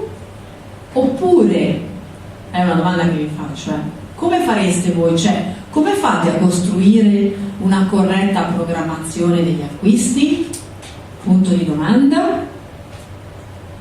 Allora, la legge mi dice che da 40.000 euro in su devo fare la programmazione, quindi devo mettere la mia gara della cancelleria, dei ton, se è da 40.000 euro in su devo metterle nell'atto di programmazione, ok? Bene, trovo queste gare da fare, le metto nel mio atto di programmazione. Le cosiddette emergenze, chiariamo il concetto però di emergenza. Il concetto di emergenza, tra virgolette, nel nuovo codice degli appalti è contemplato, ma così pure per l'autorità, l'emergenza è contemplata come calamità naturale, cioè alias il terremoto. Chiaro questo? Cioè è un concetto di urgenza / emergenza molto alto. Mi sono dimenticato, mi serve di coprire la buca in via Canicati? Anche no, ti svegli fuori, ok? Ci sono 2 atti di programmazione che vanno completati con testa. Allora, non a caso prima nella mia presentazione vi ho detto che io mi occupo anche del settore della logistica. Perché? Perché per rispondere alla domanda che ci siamo fatti, una corretta programmazione degli acquisti, è vero, prima ci siamo detti lo facciamo sulla spesa storica, su cosa ho comprato l'anno scorso, cosa nel mio programma di governo, se sono una nuova amministrazione appena entrata in possesso, diciamo, del mio comune. In realtà la corretta gestione della programmazione degli acquisti, soprattutto di beni e servizi, va fatta con un criterio che nasce prima, nei magazzini, ok? Perché è vero che posso guardare quanto ho speso l'anno scorso, posso guardare le attività, ma non dobbiamo erroneamente fossilizzarci sull'importo. Ah boh, la cancelleria costa 40.000 euro, vabbè, allora l'anno scorso ho speso 40.000 euro, vabbè, allora metto in programma. I toner, no, i toner costano 20.000 euro, sì, ma quanti toner compri in un anno / in 2 anni? Ok? Spesso, sbagliando, ci si fissa sul fatto che questa cosa qua sì, la compro a spot ogni tanto. No, la corretta gestione della spesa pubblica e delle risorse, e quindi la corretta programmazione, nasce dall'idea di una gestione corretta del magazzino, ok? Io non devo pensare ai 40.000 euro, fissarmeli, cioè rimanere fissato sull'importo. spessissimo sento fare questo errore. Le amministrazioni pubbliche dicono no, cioè non spendo 40.000 euro di quella roba lì, sono a posto? No, perché in realtà devi vederlo nel complessivo. È più facile, mi rendo conto che è più facile per un'azienda sanitaria fare una corretta programmazione degli acquisti perché hanno i magazzini da gestire, no? Quindi pensate al magazzino dei farmaci, al magazzino dei kit da laboratorio per la radiologia, è più facile, però attenzione perché anche loro spesso tendono a svicolare queste cose, no? Perché dico, vabbè l'anno scorso abbiamo preso 30.000 euro, sì, ma tu devi pensare in grande, non fissarti sull'importo, devi valorizzare le tue risorse economiche per i tuoi acquisti, ma in un arco temporale ampio.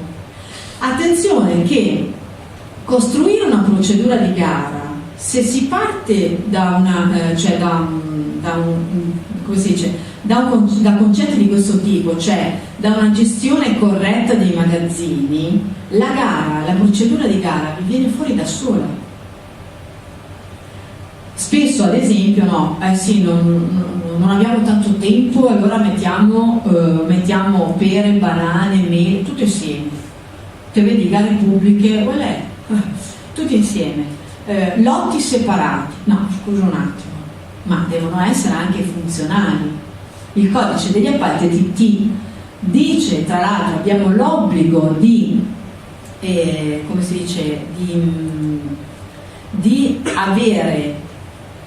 suddividere le procedure di gara in lotti funzionali prestazionali, ma che devono avere un senso, santi Dio.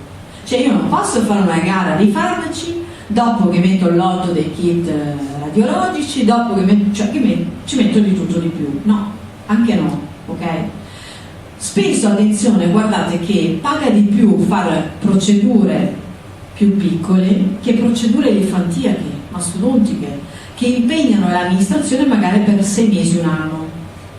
Ora che stilate il capitolato, ecco. E poi vi immaginate il pool di esperti che dovreste avere. Fate una gara di 10 lotti, 20 lotti, con tutto di più, perché spesso vediamo anche queste cose qua. È sbagliato. E comunque sia, la procedura di gara non viene studiata e decisa dal fatto di dire avevamo bisogno, oppure abbiamo fatto negli anni scorsi, abbiamo fatto questa procedura, continuiamo a fare. No, la corretta gestione delle procedure, di come si individua una procedura di gara, va fatta proprio con lo studio della logistica, dei magazzini. Vi sembrerà banale, ma anche la cancelleria, ok? E dell'aggregazione degli acquisti. Esempio, noi conosciamo benissimo i gruppi di centri di spesa, no? Gas, grazie, ecco, i gas. Anche le pubbliche amministrazioni fanno gas, come? Con le CUC, le centrali uniche di competenza, ragazzi. Io mi devo unire, non devo guardare il mio orticello.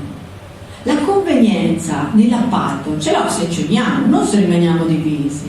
Ecco perché lo stesso Cantone ha detto le stazioni appaltanti sul territorio nazionale devono essere ridotte, e certo, perché servono professionisti per fare le procedure, ma soprattutto chi studia prima della gara.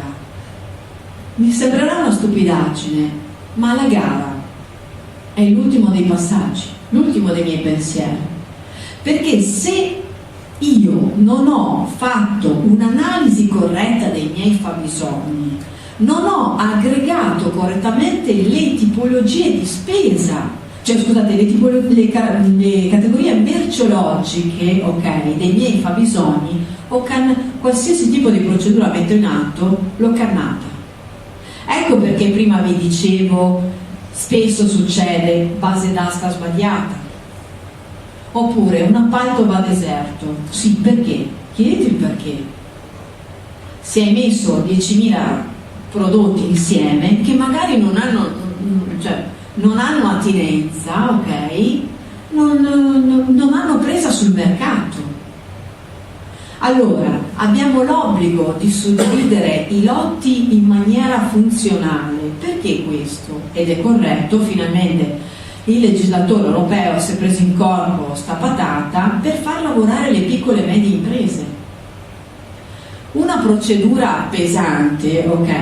Se guardate le procedure grosse, gli dicono sempre i soliti, perché fanno un raggruppamento di impresa, si uniscono, ma hanno un potere contrattuale, spesso fanno cartello, parliamo di grossi appalti, ok? Spesso fanno cartello. E sì, ma non hanno, cioè, gli altri competitor non esistono sul territorio nazionale, non ci sono, non c'è storia, non c'è futuro in determinati settori merceologici. Però la Comunità Europea si è accorta che chi tira l'economia dei nostri paesi? Le piccole e medie imprese, ragazzi. Dobbiamo far lavorare loro. Loro devono partecipare ai nostri appalti. L'artigiano, l'idraulico, l'elettricista, sono loro che tirano l'economia. Sono stati fatti studi a livello europeo. Quindi la comunità ha dato il massimo favore. Come? Invitandoli. È chiaro che non posso metterli davanti anche a completare gare o documenti di gara mastodontici. Devo creargli la loro nicchia, no? Dove i competitor delle piccole e medie imprese possono essere accessibili in quel mercato e devo agevolarli, perché sono praticamente la fonte trainante dei nostri stati. Hanno fatto anche su questo, come per le concessioni, hanno fatto studi approfonditi, sono le piccole impresette, ok? Quindi dobbiamo fare in modo che partecipino agli appalti le piccole e medie imprese, addirittura le micro imprese, ok? Quindi si dà il massimo favore. Come? Creando la procedura migliore in campo. Come lo faccio? Non vado dal funzionario preposto, comprami sta roba, ok? No, c'è tutto uno studio a monte. Ecco perché vi dico che sarebbe corretto proprio la concentrazione degli appalti in queste centrali di committenza, perché vanno fatti da professionisti del settore. Soprattutto, guardate che è difficilissimo per tutti noi che facciamo questo tipo di mestiere essere sempre aggiornati sul pezzo. È molto difficile. Io spesso mi sento fare dei quesiti che a volte dico un attimo e poi come vi ho detto prima le norme non sono così chiare, quindi rispondere, scegliere la via più semplice per costruire un appalto non è così semplice, ma la parte da leone non la fa la procedura, la fa l'analisi dei fabbisogni. È dietro che devo guardare, non davanti. La maggior parte delle pubbliche amministrazioni, quando gli fai questo discorso, ti guardano allibiti, no? Come? Ma io veramente no, devo pensare alla procedura da fare per comprare la cancelleria. No!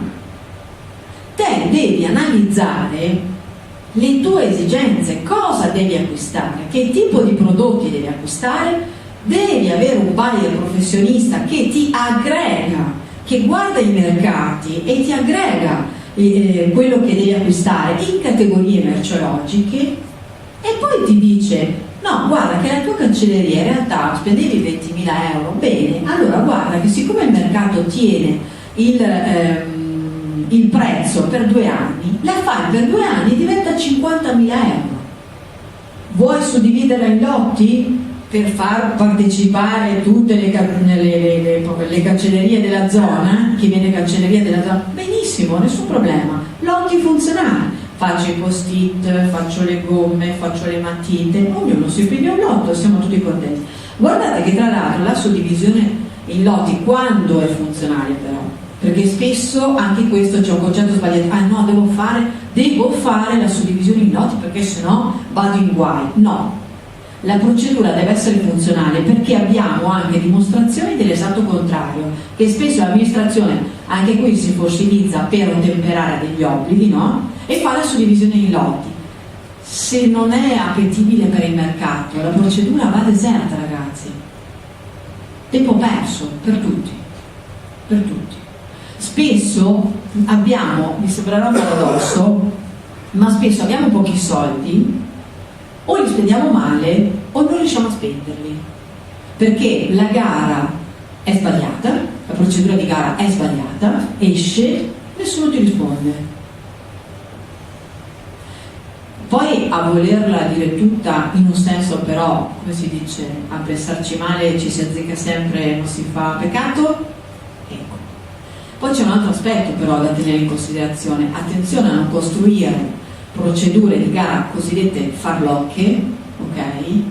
Che chi è del mestiere sa già, perché magari il dettaglio del capitolato tecnico è eccessivo, sono state messe troppi requisiti stringenti, la gara va deserta, magari è stata costruita in maniera artificiosa, cioè costruita proprio volutamente, va deserta per poi darla all'amico dell'amico, ok? Beh, sono esempi, è giusto dirlo, ok?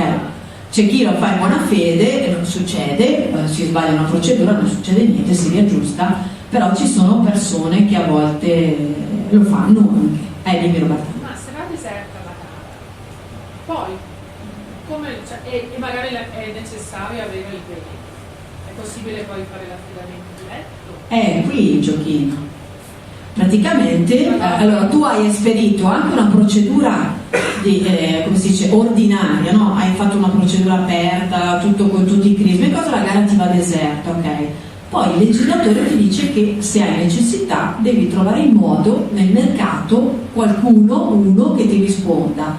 E però spesso succede, capito, che, ripeto, siamo tutti onesti, imprese e dipendenti pubblici, però a volte c'è chi lo fa, è brava, fatalità, la gara è andata deserta.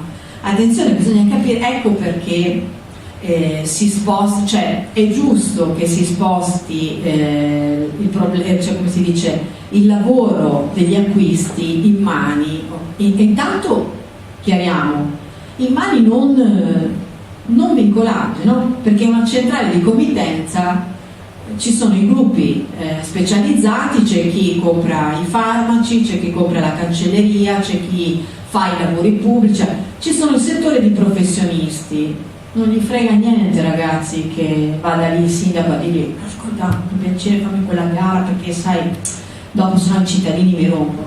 No, tu mandi il tuo fabbisogno, viene aggregato in altri tot, la procedura la facciamo insieme, non mi frega, vince lui che è bravissimo, a posto. Cioè, quindi si abbassa il tasso di corruzione, si dà in mano a competitor esperti nei vari settori che cioè, devono avere un interesse grande, ma con le imprese a sto punto. Non gli interessa niente del politico, ragazzi, che vada lì a fare il pressing, capito? Per favore fammi la caretta e cosa, perché sposti il problema da un'altra parte. Quindi, e c'è chi tra l'altro nella centrale unica di committenza, che non sono le CUC dei comuni sul territorio, non sono quelli. Una centrale unica di committenza che si rispetti è in primis fatta, la prima ce l'abbiamo a livello nazionale di Consip. La centrale unica di committenza a livello nazionale è Consip, che è una società del Ministero dell'Economia e delle Finanze, partecipata al 100%, ok, dal Ministero dell'Economia e Finanze. Le altre centrali di committenza sul territorio nazionale sono le nostre regioni. Infatti il legislatore li ha definiti i famosi soggetti aggregatori, quindi che stanno sopra al di tutto, e non possono essere di numero superiore a 35 soggetti nel territorio nazionale, ok? Posso avere delle centrali di committenza a livello anche di regione, tipo i comuni che si associano, fanno gli acquisti insieme, ok? Anche se questa è una visione ancora temporanea, in realtà parte di queste CUC nel territorio regionale dovrebbero sparire. Comunque sia, a livello di organizzazione nel nostro territorio nazionale abbiamo Consip, che è la centrale di committenza a livello nazionale, e poi diciamo in teoria una per ogni regione, ma a volte anche di più.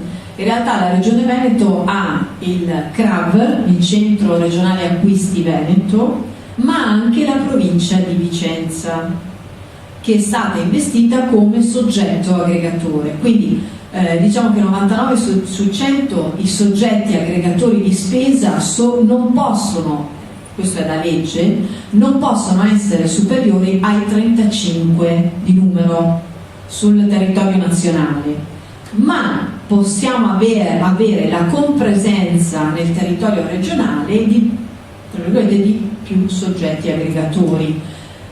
Spesso il ruolo dei soggetti aggregatori viene rivestito dalle province. Domanda: perché?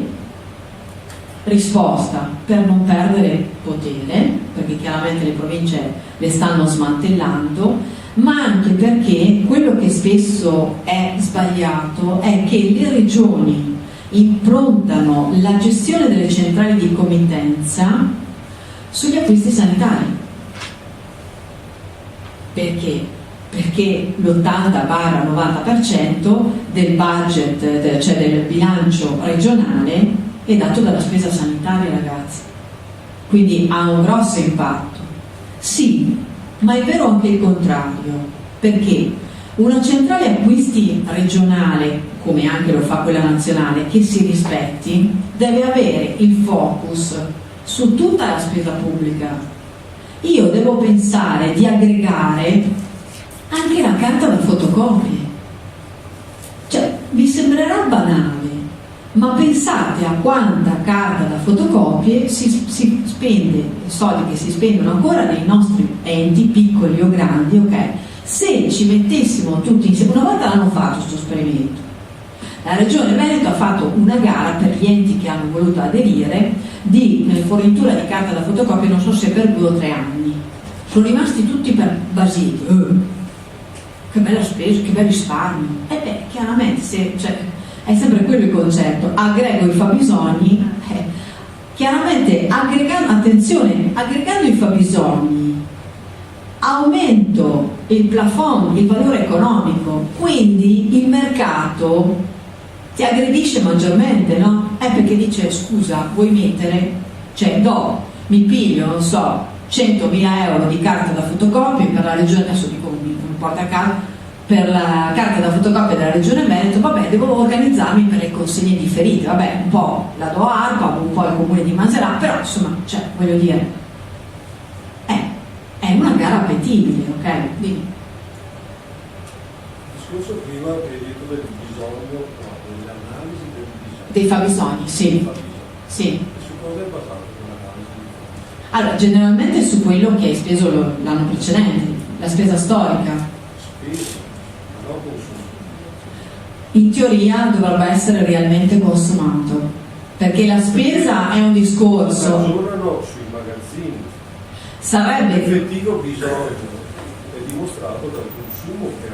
Sarebbe corretto farlo. Allora, in realtà la gestione la vedi. Io a casa mia sì. faccio un'analisi economica di quello che spendo. Sì. A fine dell'anno, se io mi faccio tot di questo, suddivido tutte cose da varie spese, io capirò che nell'anno 21 avrò bisogno di questo, di questo, di questo. Sì. Se io mi organizzo, automaticamente so che devo prendere quei Sì.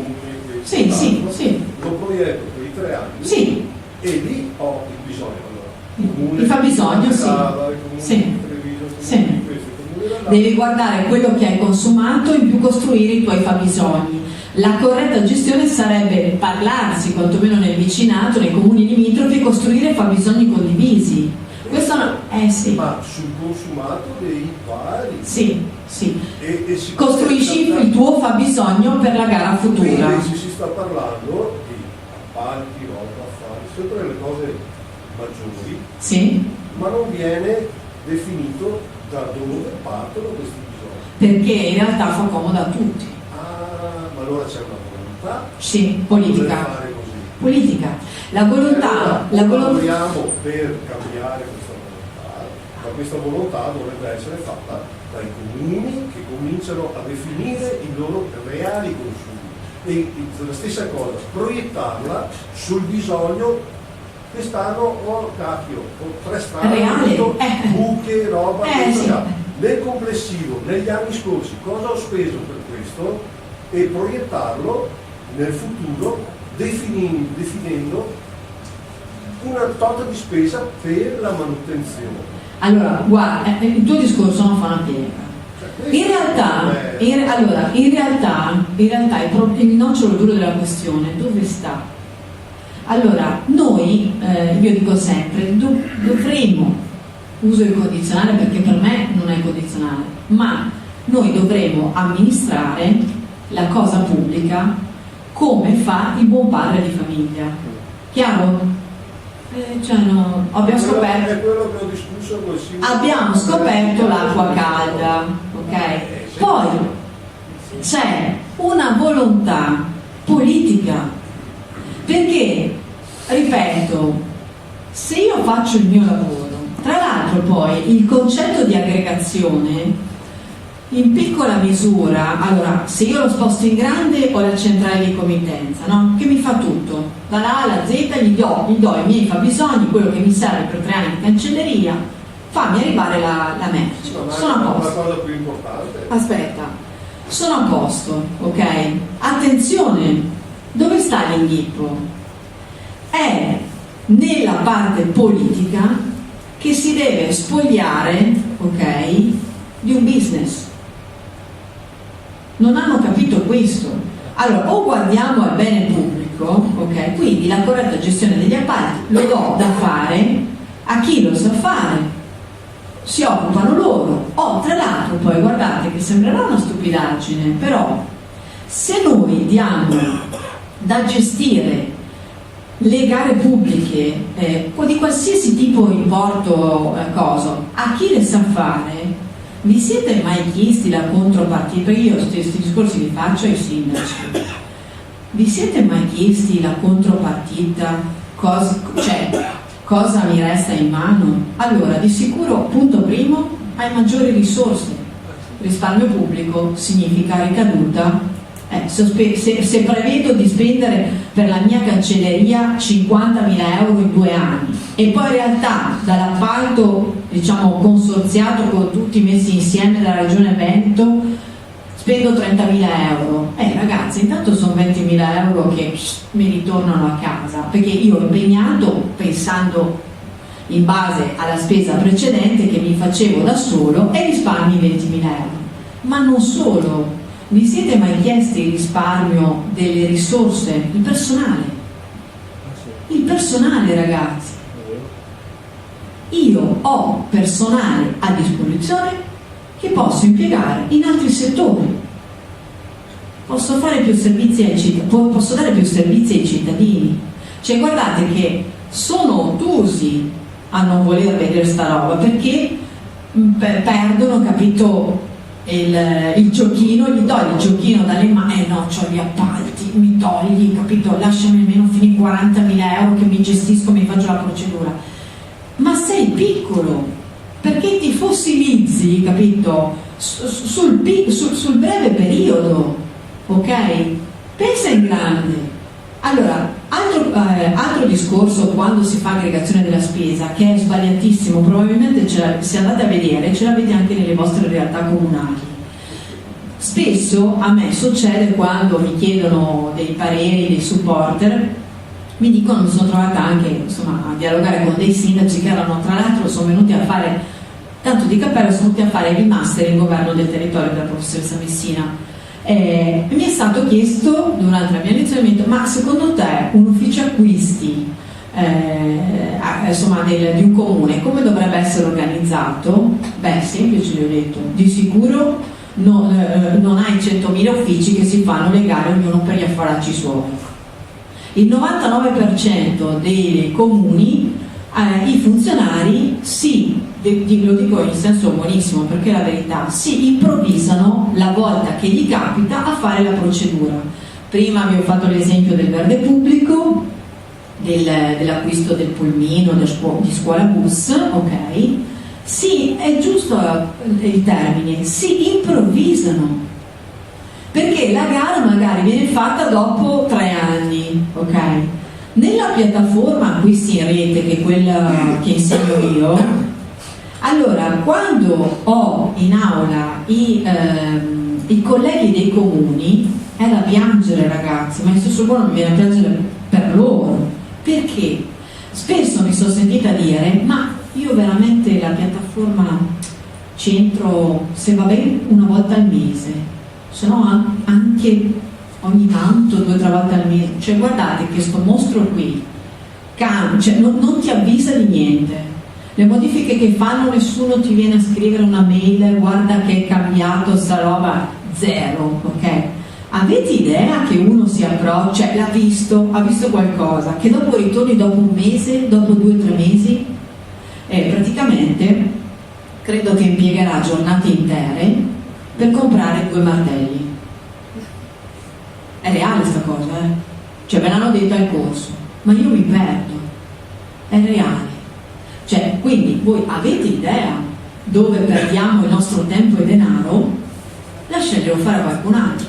Il comune che attualmente può gestire la sua spesa pubblica, può fare le sue procedure di gara, deve avere un unico ufficio che fa tutto, che è concentrato, perché è un punto di riferimento, che formo quella gente lì, creo degli specialisti che mi comprano la cancelleria, che mi comprano i toner, che mi comprano la carta. Guardate che non sono mica stupidaggini, ci fate i soldini.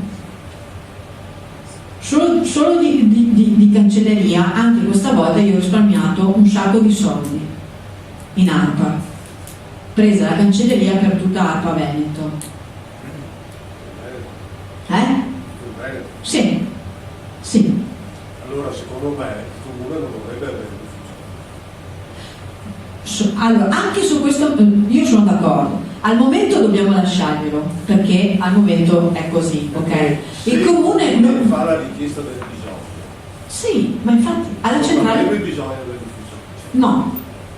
Se invece il bisogno, allora la centrale vede quanti bisogni ci sono, è là. Fa la gara. Oltretutto l'acquisto di pulmini o di auto per movimenti e roba e questo da spendono 20.000 euro, 15.000 euro. Oltretutto comprano macchine che sono a benzina o gasolio, che potrebbero dire bene, prendo un pulmino elettrico, prendo una macchina elettrica, impianto una colonnina di elettricità. Sì, cioè, ma tutta infatti questa cosa, ma allora se lo dà il bisogno, che ci sono la richiesta di 20 comuni che siano 20 auto elettriche, si comincia a proiettare questa cosa sul futuro.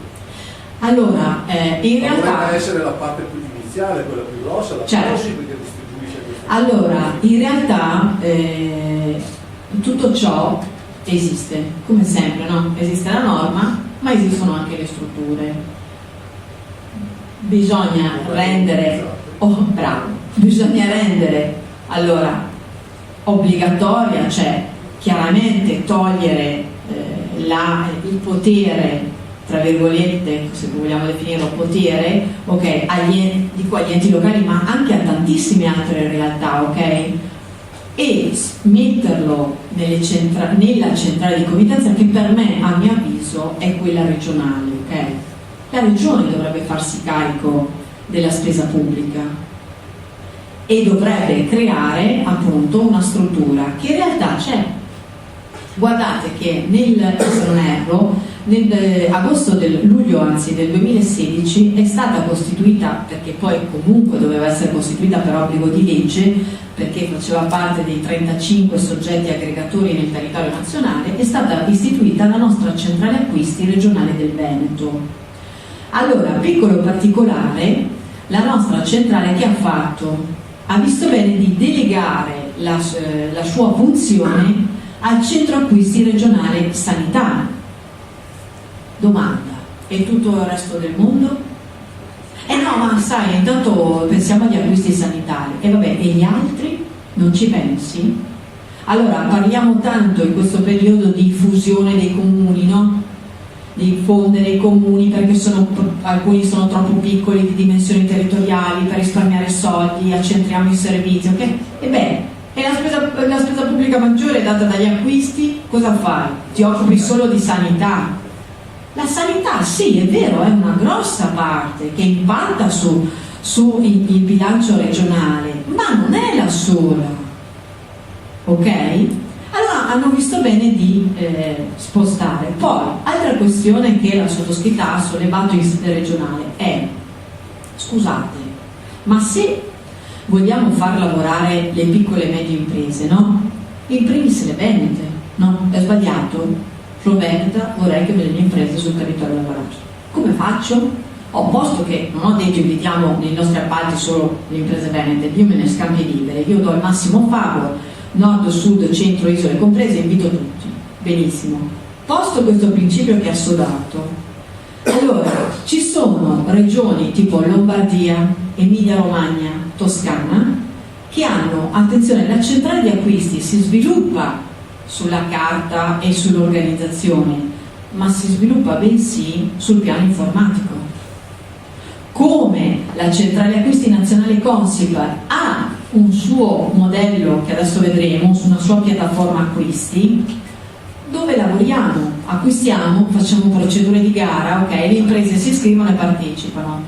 Io ho detto, scusate, ma se la Lombardia è circa 20 anni che ha la centrale di acquisti e non solo sulla carta ma anche informatizzata, Emilia Romagna ha la sua, la Toscana ha la sua, per piacere c'è svegliarsi fuori, se vuoi far lavorare le imprese del tuo territorio, creiamoci una nostra centrale di acquisti ma anche una piattaforma informatica, ok?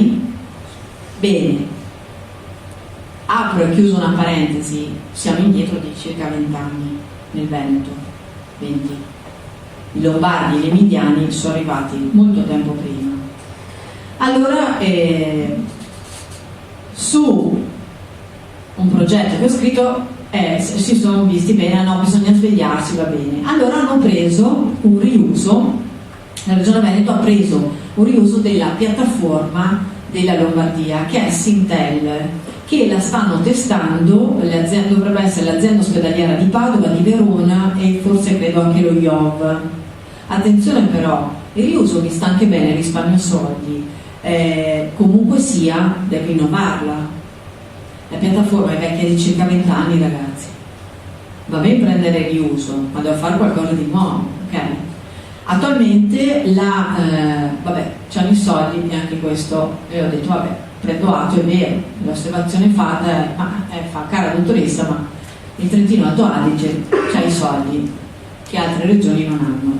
Sì, però il Trentino Alto Adige, gli ho detto, con la software house in casa si è fatto la piattaforma del mercato elettronico ultra innovativa e noi prendiamo una piattaforma, va bene, discutibile perché vabbè, c'è un accordo politico, quindi prendo il riuso della piattaforma Sintel della Lombardia, mi può anche star bene, non dico di no, però attenzione, c'è anche il livello tecnologico è importantissimo. Ecco perché ho detto, prima il collega diceva beh, sì, è giusto fare l'albo, cosa ci vuole? Ci vogliono soldi.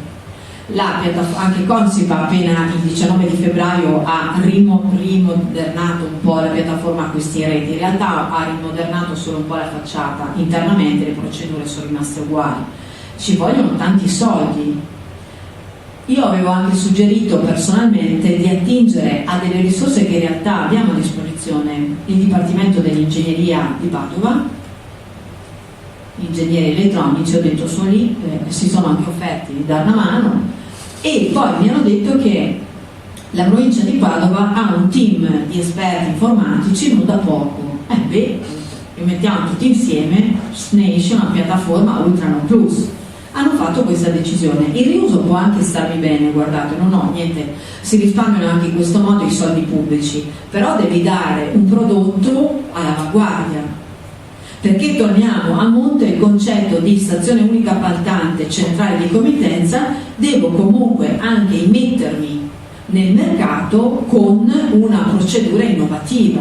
Se sono vecchio, ok, faccio difficoltà, ho delle difficoltà gestionali proprio a gestire, a vedere, e comunque sia veniva dato proprio con la piattaforma tecnologica, il fine ultimo era quello che nella mia relazione ho scritto, di far lavorare le imprese nostre, ragazzi. come fanno tutti. Non faccio ristrettezza del mercato, perché ripeto, nei nostri appalti può partecipare chiunque, però se abbiamo una piattaforma del Veneto, capite bene che per primi saranno le imprese nostre di casa che si iscriveranno, no? Quindi muovo l'economia. Attenzione, questo discorso non era tanto campato in aria, perché come sempre vedo avanti, vedo lontano. Il concetto qual era? Allora, è come al governo, ci sediamo, chi è che fa la voce più grossa? Quello che ha più voti, no? Se io vado su un tavolo e ho dietro di me un bacino di voti, chiaramente chiederò la presidenza di una delle due camere, no? Quello che sta succedendo. Bene, la cosa che ho fatto notare è, scusate, ma la Regione Veneto partecipa a un tavolo tecnico dei 35 soggetti aggregatori, non ha una piattaforma, ok? Non ha un riscontro, come si dice, di aggregazione perché non lo sta facendo. Scusate, ma che potere ho come si dice, di non manovrare, ma come si dice, di avere la mia pesantezza su quel tavolo? Su quel tavolo la fa da maggiore la Lombardia, la Toscana e l'Emilia Romagna, nonché il Lazio, che c'è chiaramente la centrale nazionale. Cosa ci vai a fare lì? Quando discutiamo di spesa sanitaria e si dice no, sviluppiamo gli acquisti, che ne so, dei kit radiologici, e se loro hanno una tecnologia all'avanguardia, hanno dati tangibili in mano, ti dicono ma io ho fatto un tot appalti, è chiaro che conducono quel tavolo. Il Veneto andava a sedersi a non condurre niente, a subire da quel tavolo, ragazzi. Guardate che subire da un tavolo tecnico, ok, dove vanno portati le decisioni di milioni di euro di appalti, scusate, ma che ci andiamo a fare lì? Chi è che va lì? Cosa discuto? Non ho materia del contendere, non c'ho. Gli altri si sedevano al tavolo, pensate Regione Lombardia col pool di tutte le imprese lombarde dietro, no, pensate ai voti che ha preso il Movimento 5 Stelle, uguale Lombardia che si siede al tavolo, potere economico di acquisti regionali enorme, milionate di euro. L'autorità in persona è andata a monitorare gli acquisti sanitari di Emilia Romagna.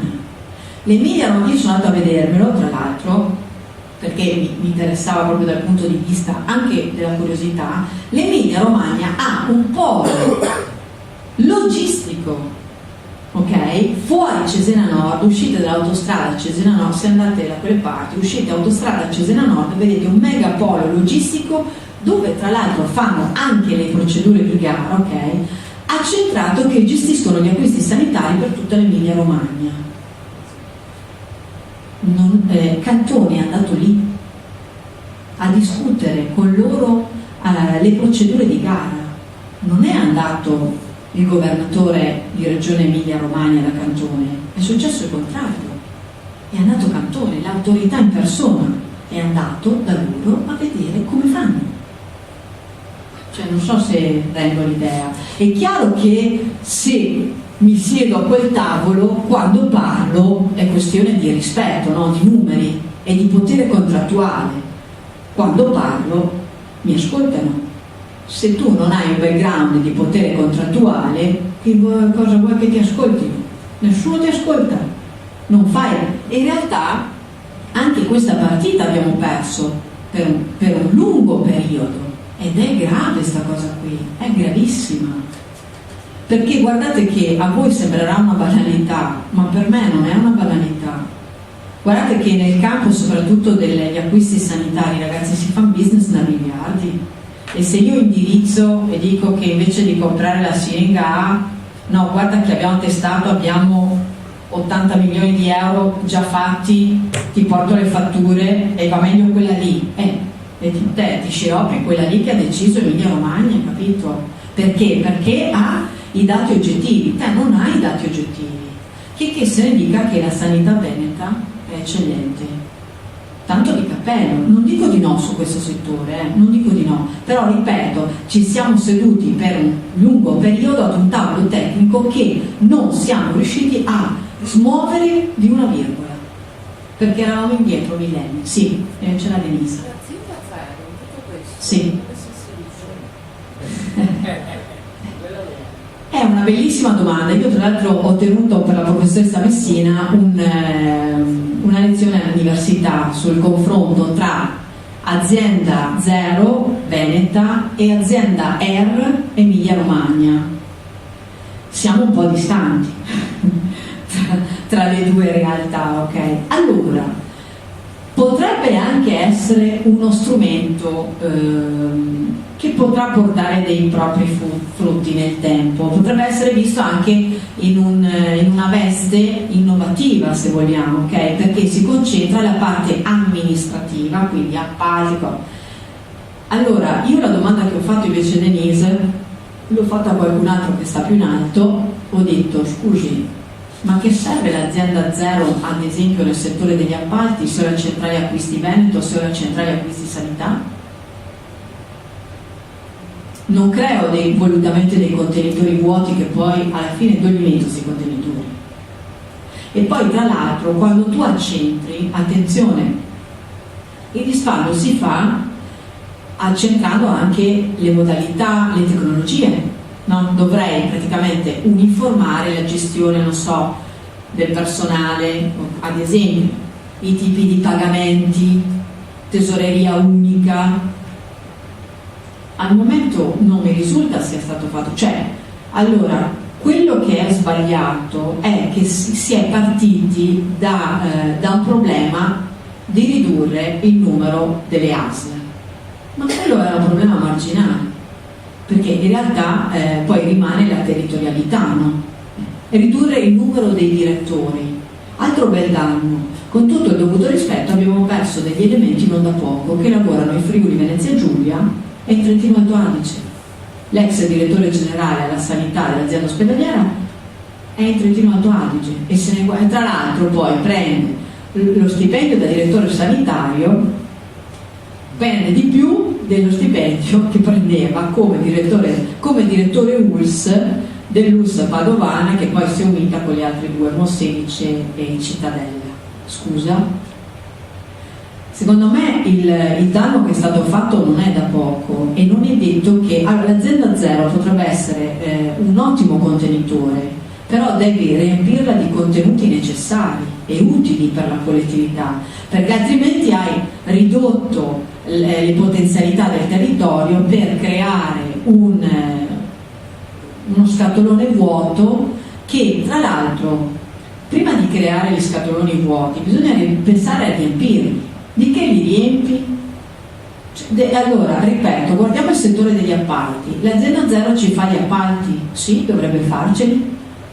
E vabbè, ma scusate, ma allora non mi è chiaro. Io alla domanda che ho fatto non ho ricevuto risposta. Alla domanda che ho fatto, scusate, ma non mi è chiaro, c'è l'azienda zero, c'è il centro, c'è il CRAV, il centro acquisti regionale Veneto, che è la nostra centrale di committenza per eccellenza. E poi, scusate, non ricapisco nuovamente, c'è la centrale acquisti sanità.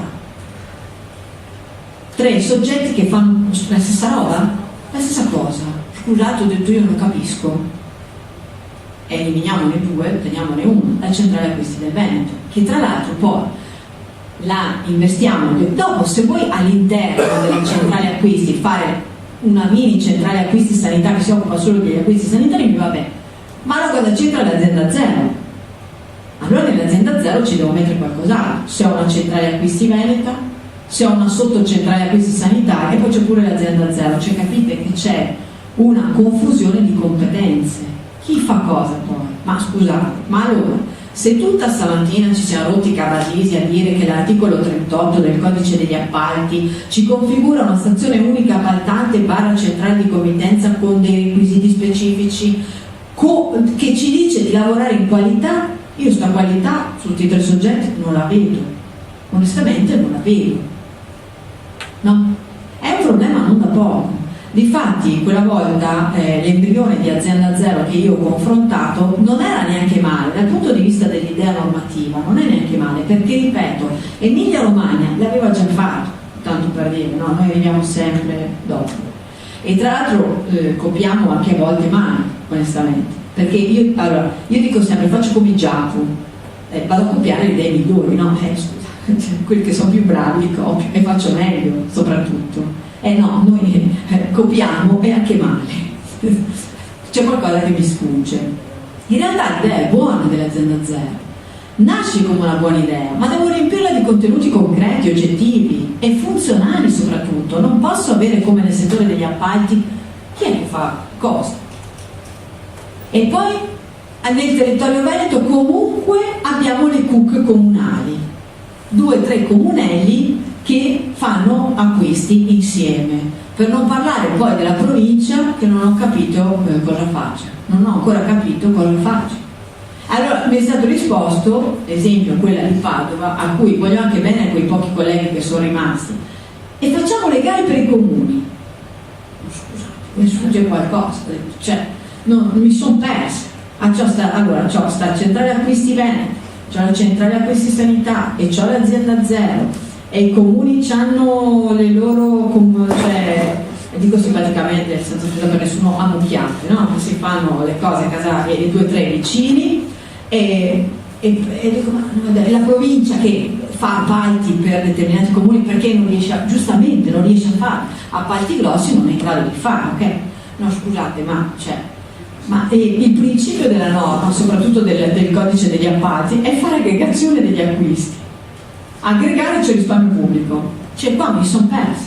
Scusate, ma tutta sta gente che fa acquisti, non ci ho capito più niente. Ho detto scusate, sarò anche ignorante, ma ho una mente molto semplice, c'è A più B fa C, no? A più B forse fa F, G, D e quant'altro. Abbiamo queste problematiche sul territorio. Che poi purtroppo la rogna più grande è che con il tempo scoprirò i danni, non adesso, perché adesso tutti ti vendono benissimo, azienda zero benissimo. Se tu vai a guardare anche solo di personale, l'azienda zero è un contenitore quasi vuoto, anche di competenze, no? Se poi vai a vedere nel dettaglio le persone che, non me ne voglia nessuno dei miei colleghi bravissimi, ma in determinati settori non hanno alcun tipo di competenza. È stata fatta una selezione? Sì, ho visto. Ho visto Denise, poi privatamente ti rispondo. Ho visto. Si sa chi è responsabile di questa irrealizzazione della... Allora l'azienda zero è stata stravoluta dal nostro governatore. Ne ha fatto un cavallo di battaglia, riduzione del numero delle ASL, che per carità, ripeto, come idea, anche in campagna elettorale, che tra l'altro è stato uno dei cavalli di battaglia grandissimo, che ha fatto tanta presa, bisogna dire le cose come stanno. L'idea è ottima, guardate che ragazzi c'è ridurre, abbiamo scoperto nuovamente l'acqua calda, e poi chiudo la parentesi, perché nelle altre regioni hanno già fatto questa cosa, punto. Non abbiamo scoperto, cioè non si è inventato niente di nuovo. Ripeto, quando io ho fatto la lezione confrontando azienda R Emilia Romagna, che è uguale a azienda zero nostra, cioè loro ce l'hanno già da 2014, quindi non ieri l'altro, ok? E in realtà cioè, le idee nascono anche buone, poi bisogna vedere. Attualmente l'azienda zero in teoria dovrebbe avere un capo, ce l'ha, ma non sarà proprio lui destinato. In teoria dovrebbe essere il segretario della sanità che prenderà praticamente sotto la sua ala cioè la gestione proprio dell'azienda zero. Quindi insomma, comunque sia, cioè, è una struttura importante, no? Perché se addirittura il segretario se ne occupa, immagino che è una cosa importantissima. Chiudo e finisco perché poi voglio mostrarvi la piattaforma. Dimmi. Vista la complessità delle gare, quelle grandi, sì, il rischio è che si palesa anche adesso, anche in passato, di fare lo stuzzicamento. Bravo. Cioè di andare a tanti affidamenti diretti sotto i 40.000 euro, esempio tipico Mose. dove il grosso della partita è stato fatto con quel sistema lì. Sì. La progettazione esecutiva è stata data allo stesso studio di Padova, dando 40.000 euro allo studio e 40.000 a ogni professionista che faceva parte dello studio, in modo da evitare di fare le gare. E in tanti altri casi, che poi è stato l'episodio corruttivo più grande d'Italia che confronta quello Tangentopoli È nulla. quindi probabilmente c'è un errore più dell'italiano, perché se il comune piccolo non farà mai l'area grosse, spezzetterà e farà da 40.000 euro, 35.000 proprio per stare dentro la cifra. Allora, l'avrei detto a chiusura del cerchio, in realtà anche qui esiste il divieto, e sottolineo il divieto, di artificioso frazionamento. È vietato per legge. Ma quando è artificioso? Allora, è giusta la tua osservazione, ok? Ritorniamo ai discorsi che ci siamo fatti prima e anche in tutta la mattinata. Cioè, lo studio dei fabbisogni, la creazione delle categorie merceologiche, infatti molto spesso perché si sbaglia? Perché guarda che l'artificioso frazionamento non si fa soltanto spacchettando le tipologie di affidamenti, ma si fa anche abbassando volutamente gli importi. Se io una gara ti do dimostrazione che ho un vantaggio molto elevato a fare un appalto, non so, di 3 anni, e tu mi rispondi, vabbè, però il tipo di procedura è pesante, non ho il personale, vabbè, intanto la faccio per 1 anno, vai avanti n anni con questa storiella qua, ok? Il problema è reale. In realtà in Italia abbiamo anche pochissimi controllori. Chi controlla in realtà... poi tra l'altro, altra cosa, abbiamo anche i revisori dei conti, ragazzi, nei nostri enti. Io vorrei che impiegassero il loro tempo spesso e volentieri a guardare anche, cioè alla spesa pubblica, a fare a sorteggio come sono state fatte le procedure. Guardate che se più di qualcuno chiedesse il conto della gestione e prendesse ad estrazione, no, sa sorte, ogni tanto pescasse e dice, guardiamo questa procedura di acquisto del pulmino, come l'hai fatta? Oggi peschiamo il pulmino, ogni tanto, ogni qua.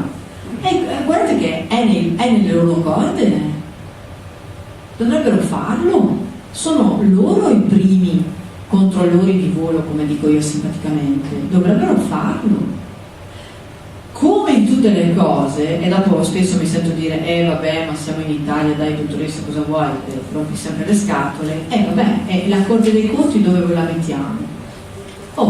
È danno erariale, ragazzi.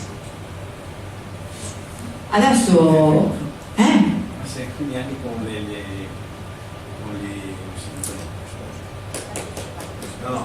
con gli esposti, che in pratica cosa c'è di mezzo, non ci vanno dietro, figuriamoci si fanno i controlli. Qui c'è un problema a monte, forse non fanno quello che dovrebbero fare. Appunto. Ci sono dei problemi a monte. Guardate che spesso e volentieri, l'abbiamo ripetuto, adesso qui avete fatto diverse giornate, le norme ci sono. Chi controlla? Non so se vi ricordate, ma adesso la butto lì con simpatia. Qualche anno fa è stato individuato Mister Prezzi, ve lo ricordavate? Ve lo ricordate Mister Prezzi? Qualcuno si è chiesto che fine ha fatto sto sant'uomo che doveva andare a controllare i prezzi, doveva pure venire a controllare i prezzi delle nostre gare? Sparito. Comunque sia, lo stesso professor Cottarelli è stato incaricato dal governo Renzi di fare uno studio sul risparmio pubblico. A un certo punto lui che a mio avviso è un signore, se n'è andato perché era lì pagato e non gli faceva fare niente. L'ha detto anche pubblicamente in un'intervista poco tempo fa in una rete. So che ha detto, ma io mi hanno incaricato di fare un lavoro, poi anche pagato, perché mica ma lui è stato onesto, se n'è andato via perché dice, cosa mi pagate a fare? Se non mi date ascolto, capito? E guardate che tra l'altro le famose spending review sono frutto dei suoi studi, non è insomma, cioè, io dico che se mettessero Cottarelli al Ministero dell'Economia e Finanze qualcuno forse cadrebbe dalla sedia, onestamente, mi piglierebbe un colpo. È sempre lasciato sulla base dell'onestà della persona. Certo. Come si risolve questo problema? Perché questo problema c'è come c'è nello Stato italiano. Ci sono anche le grosse aziende. Ti rispondo in separata serie dopo a microfoni spenti. Io ci avrei qualche idea, ma però dopo mi tacciono che sono troppo razzista. Io ho dei metodi troppo, come si dice, spediti. Sì. Cioè, secondo me la pulizia etnica è solo un vago pensiero. Io farei proprio lo sterminio di certi personaggi. Dimmi. Mi ricordevo quello detto dal signore, fare lo spezzatino degli appalti. Fare? Lo spezzatino alla fine. Sì. Perché è quello, dammi questa visione. Sì, no, ci mancherebbe. Alla fine però si va anche a penalizzare quelle che sono le piccole attività locali, quei piccoli comuni, quindi fai fatica anche ad attivare quel volano. No, ma in realtà se io costruisco grandi procedure, ma costruisco piccole procedure, e comunque, visto che ho l'obbligo anche di costruire dei lotti separati funzionali, posso avere in una grande procedura, non so, da milioni di euro, anche la procedura di 20.000 euro incorporate, capito? Che la piccola impresa può partecipare. Ripeto, se tu costruisci bene il tuo iter di gara, ok, e metti in piedi la procedura corretta, lavorano tutti e il volano c'è, e ti garantisco che ce n'è per tutti. Il problema è che certi personaggi costruiscono le procedure di gara in un modo diciamo fantasioso, va, che è simpatico, okay? Io dico fantasioso, ok, perché non posso dirstelo, non mi fate dire robe che poi sono anche registrate, quindi dico fantasioso. Allora, riassumendo il tutto, perché poi volevo farvi vedere anche la piattaforma Christine Reagan, le procedure di gara, ne abbiamo parlato stamattina, sono tante. Allora, il codice ve le ho elencate tutte. Allora, le ordinarie, attenzione che anche per le procedure cosiddette sotto soglia, ok, se l'amministrazione si sente più garantita può mettere in campo una procedura ordinaria. La procedura ordinaria è la procedura aperta e ristretta. Qui abbiamo il massimo favor, pubblico il bando a livello nazionale, europeo, insomma, quindi il massimo competitor. Nell'aperta può partecipare chiunque, nella ristretta c'è la diciamo leggera differenza che, ma nelle book poi lo vedete in dettaglio, che la pubblica amministrazione fa il bando, però poi fa un invito a un certo numero di imprese, ok? Quindi è per questo che viene detta ristretta.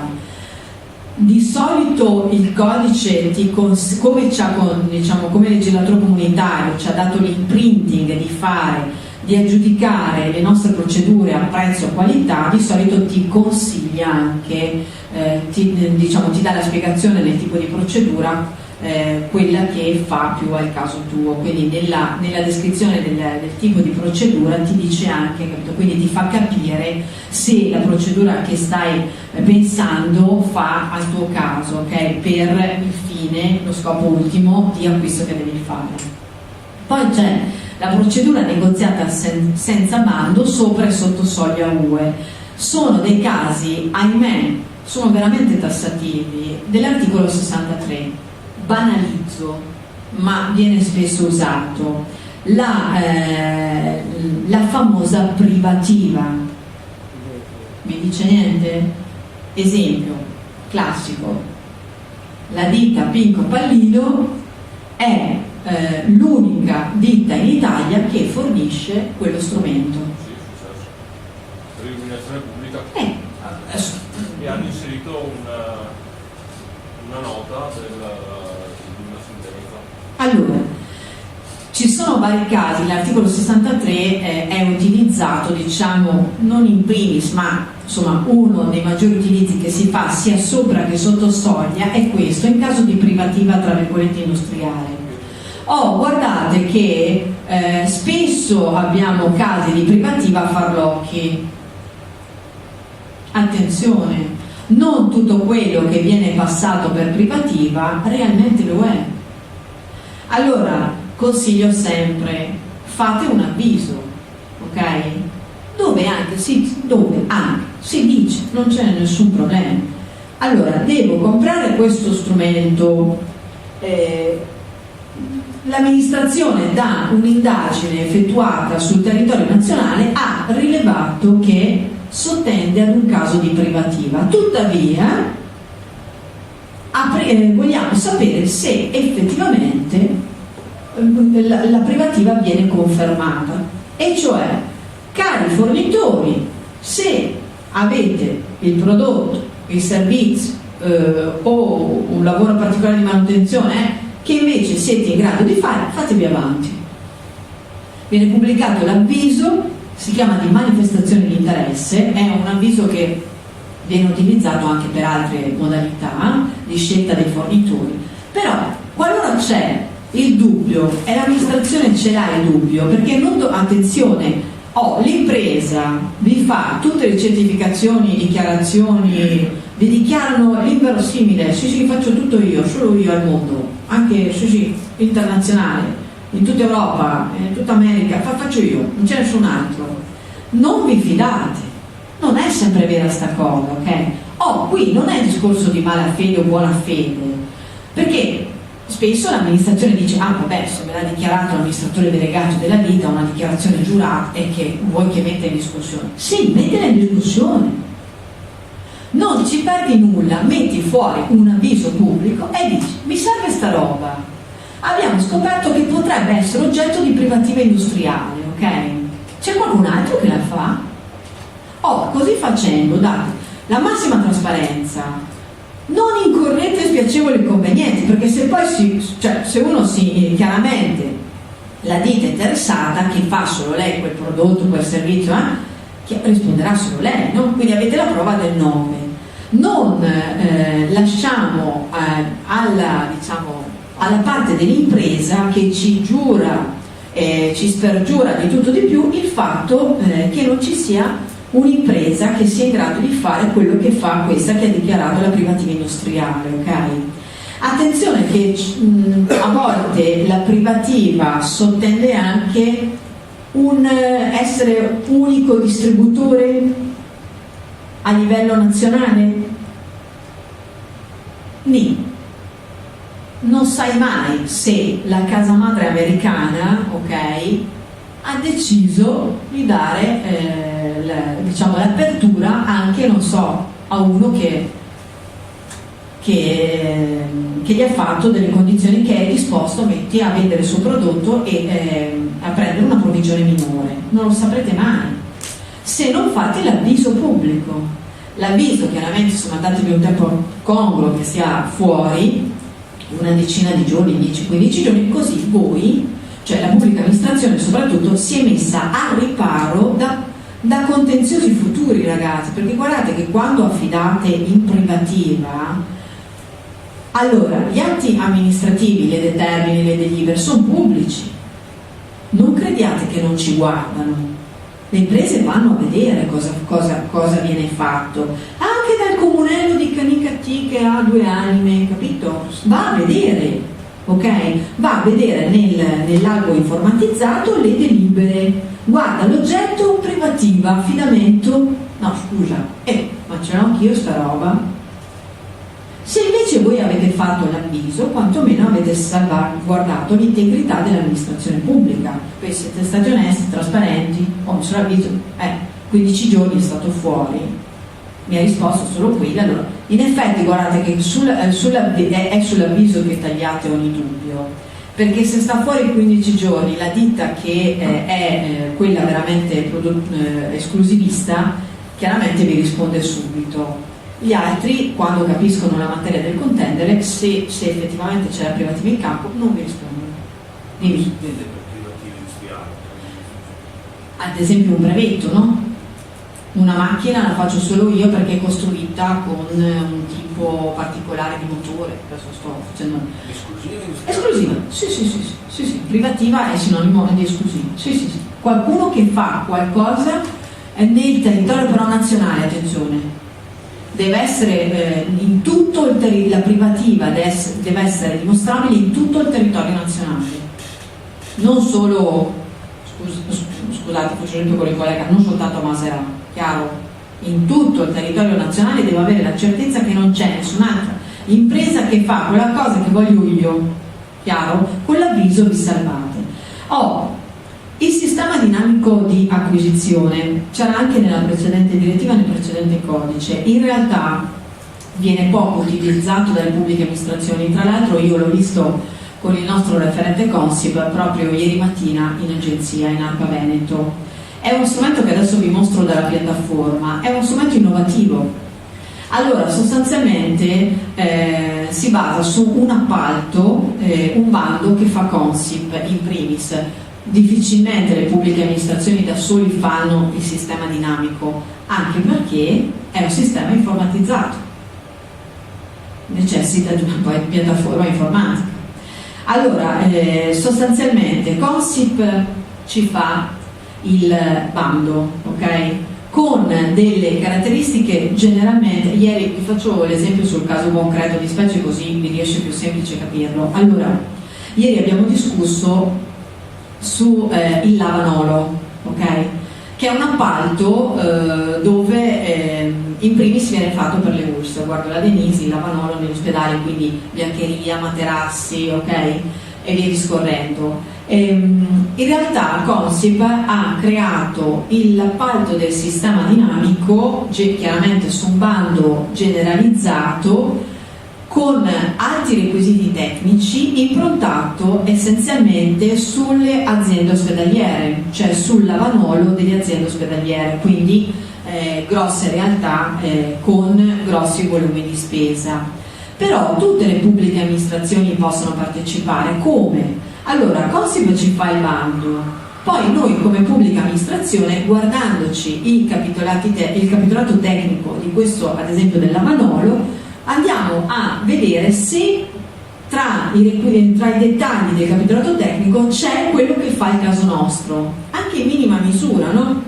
A me serve solo la biancheria, non ho i materassi da lavare, bene, posso partecipare a questa procedura che è innovativa e si sviluppa concettualmente tutta nella piattaforma, in primis di Consip, non c'è attualmente altra possibilità nel territorio nazionale. Cosa faccio? Vado a crearmi, in realtà è anche una cosa innovativa diversa, vado in realtà, la pubblica amministrazione prende spunto dal bando che ha fatto Consip, dalle imprese che ha selezionato Consip per quel tipo specifico di appalto, e io, pubblica amministrazione, esempio, Comune di Maserà, che faccio?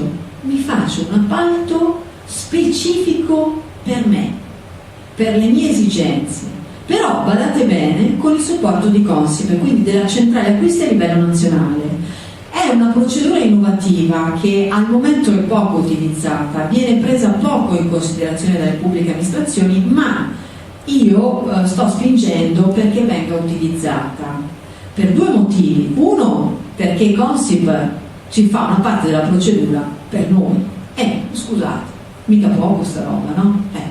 Allora, tra l'altro poi noi come competitor pubblici possiamo anche fare da lobbisti, no? E quindi se abbiamo un certo settore che economicamente vale, okay, il mercato ha l'attenzione, possiamo anche dire a Consip che ci strutturi dei bandi, okay, se c'è l'appetibilità economica, in determinate categorie merceologiche. Quindi Consip ci fa il bando, noi però ci facciamo l'appalto particolareggiato per la nostra pubblica amministrazione, in base chiaramente alle nostre esigenze, cioè né più ci sta anche meno. Loro hanno previsto una procedura dove c'è, nel Lavanolo ad esempio, che era quello che interessava a noi, dove c'è di tutto di più, no? Vi fanno anche il caffè fra un po', vi portano i materassi, vi fanno tutto di più, simpaticamente.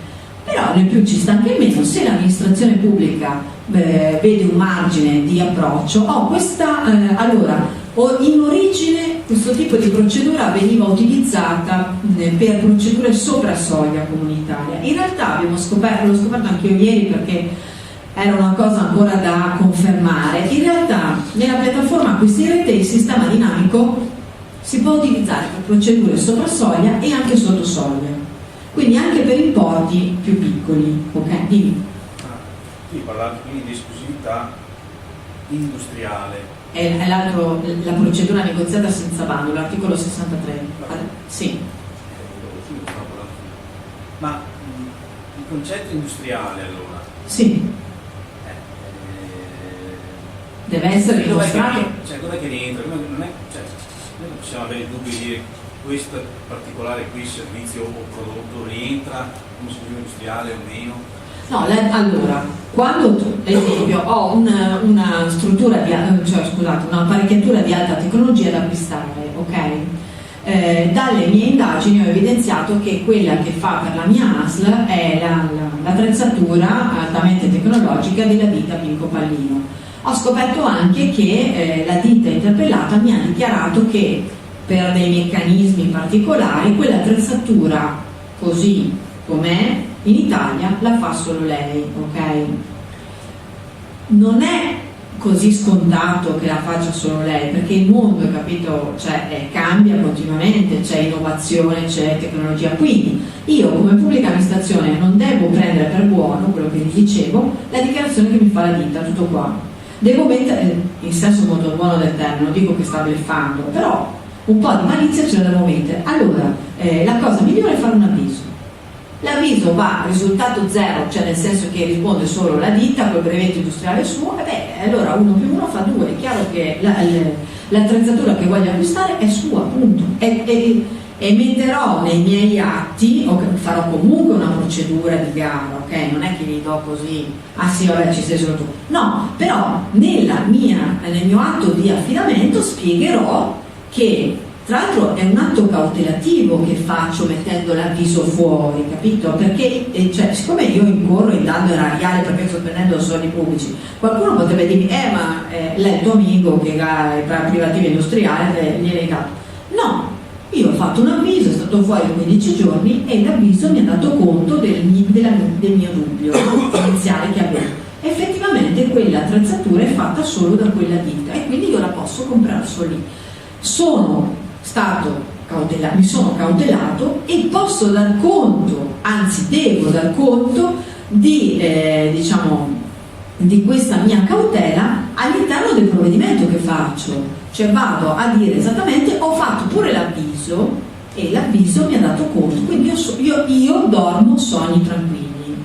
Queste cose ve le dico perché spesso si prende a cuor leggero il fatto di privative, perché ripeto, i fornitori nostri sono tutti bravissimi, però sapete, io sono come San Tommaso, voglio metterci il dito e voglio essere sicura.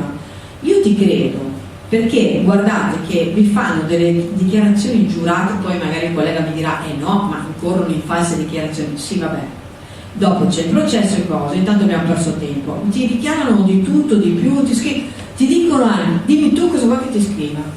Mi sono sentita dire anche queste robe qua e poi che te la scriva io la lettera e poi me la firmi e siamo a posto. Anche no ragazzi, diamoci piano, sono appalti pubblici queste robe qua, quindi dobbiamo essere sicuri del nostro operato. Voi come cittadini dovete verificare, noi come chi fa gli acquisti come funzionari pubblici dobbiamo garantire il massimo rigore, anche quando c'è la dichiarazione fidata, giurata e controfirmata dell'amministratore delegato che fa solo lui quella roba lì, ok? Allora, il sistema dinamico di acquisizione, vi dicevo, è in realtà una procedura che non viene utilizzata. Secondo me se andate a casa e vi dicono tu utilizzate il sistema dinamico, vi guardano un po' come avete detto un abominio, magari la conoscono, però non viene assolutamente utilizzata. In realtà è un vantaggio per le pubbliche amministrazioni se si abituano un po' alla volta a farlo, perché, ripeto, Consip ci fa il bando per noi, ci seleziona i fornitori, noi però dopo abbiamo l'onere, guardando il capitolato tecnico, di espletare informaticamente una procedura tutta che viene svolta tutta all'interno della piattaforma Acquisti in Rete, però abbiamo l'onere di svolgere un appalto specifico per noi, quindi in base alle condizioni macro ci ricaviamo le nostre condizioni micro. Perché dico che bisognerebbe imparare ad utilizzarlo? Semplicemente perché abbiamo un vantaggio, facciamo la gara insieme a Consip, quindi abbiamo dei professionisti che ci supportino. Altra novità... Costa l'amministrazione comunale? Come? Di volgersi al Consip ha un costo? No. L'amministrazione comunale? Assolutamente no, l'abbiamo visto ieri. Siccome sono interessata a svolgere un sistema dinamico per il Lavanoro, per Alpa Veneto, vorrei farlo, anche perché così poi do conto alle altre amministrazioni sul territorio del Veneto di utilizzare questi strumenti, però chiaramente dobbiamo capire, io lo conosco, però bisogna spiegarglielo poi bene, capito alle persone. E in realtà il referente regionale di Consip per il Veneto è venuto, abbiamo avuto una riunione tecnica e loro sono a disposizione nostra e ci sono 2 persone in Consip che ti supportano per la gestione di questo tipo di appalto informatizzato gratuitamente. Ok? In realtà gli strumenti gratuiti ce li abbiamo, non si sanno spesso. Okay. Allora, questa è proprio una novità della direttiva comunitaria e del nuovo codice degli appalti, il partenariato per l'innovazione. Allora, è una parola grossa, in realtà è molto semplice. Pensate proprio all'innovazione scientifica, tecnologica, ricerca e sviluppo, ok? È stato pensato proprio ad hoc per questi settori. Allora, che succede? È una gara comunque a tutti gli effetti, però ha un'evoluzione particolareggiata. Se siete curiosi vi andate a leggere il relativo articolo della procedura. È una procedura diversa rispetto agli altri. Perché? Perché l'amministrazione in realtà chiaramente chiede di creare alle imprese un qualche cosa che non esiste ancora. Ecco perché si chiama partenariato per l'innovazione. Quello che l'amministrazione va a chiedere è una cosa nuova. Può essere un farmaco, può essere un'attrezzatura, insomma, può essere un servizio strano che non si è mai fatto, insomma, di tutto e di più. L'importante è che non sia già presente in natura, cioè che non ci deve essere neanche lontanamente qualcosa che gli assomigli a quello che vuole la pubblica amministrazione. In realtà io questa procedura qua mi piace un sacco, l'ho vista, sapete perché? Perché l'ho vista per i giovani, ok? Cioè l'ho vista per impegnare le giovani leve, cioè farli studiare, ragionare, creare innovazione, no? I giovani di solito sono quelli più innovativi e quindi insomma le start-up, ok? Cioè un creare un qualche cosa che non c'è e magari insomma un team di ragazzi studiano, si mettono e fanno, ad esempio le università, no? Per i famosi brevetti, anche l'Università di Padova ha aperto una società in house dove praticamente studiano, aiutano le imprese, ma nascono anche i brevetti. Cioè, il partenariato per l'innovazione potrebbe essere visto anche in questo senso, cioè proprio l'innovazione pura, cioè la collaborazione, le sinergie tra università, dipartimenti chiaramente ad hoc, mi viene da dire ingegneria, ok? E la pubblica amministrazione. Avrei bisogno di sta cosa, però non ho trovato niente in natura che mi soddisfi, si potrebbe creare, possiamo pensarla, studiarla. Secondo me, guardate che vedendola da un punto molto aperto e positivo, potremmo creare nuove professionalità, sbocchi professionali, ok? Perché potrebbe esserci anche qualcuno che mette in contatto, no, la pubblica amministrazione con determinate imprese e dice: guarda, hai pensato, stiamo studiando questa cosa, ti potrebbe interessare, ok? Quindi secondo me è una procedura che la Comunità Europea, non l'ha pensata il governo italiano, l'ha proprio pensata la Comunità Europea, l'ha vista proprio anche per ampliare le nostre conoscenze, la ricerca scientifica soprattutto, ok? In qualsiasi campo. non ha detto meglio la medicina piuttosto che no. Questa procedura è stata vista con il massimo favore proprio per agevolare la ricerca. Qua mi dispiace dirlo, ma la ricerca italiana non viene tanto agevolata. Questo è l'aggravio che abbiamo noi. Però in realtà questa procedura magari serve da, come ha detto il collega prima, da volano, no? Da creare l'input per... In parole semplici significa dare idee su qualcosa? Sì. No, attenzione, non solo è una procedura, l'amministrazione chiede A chi? alle imprese, ok? Chiaramente abbiamo sempre un bando, c'è una richiesta, però non deve essere presente la cosa in natura, ok? Non ci deve essere niente, e sottolineo niente, che possa essere ricondotto, cioè non è una roba mascherata, sì guarda c'è sta roba, però se tu mi fai l'evoluzione della specie, no. Questo è un volano anche per la ricerca scientifica, ok? Non fai sapere che non esiste. Si cerca, devi fare... lo so, qui... Allora, ripeto, la soluzione che vi ho dato, che ho detto prima, in realtà sarebbe una cosa che nasce, a mio avviso, nascerebbe più dall'impresa, no?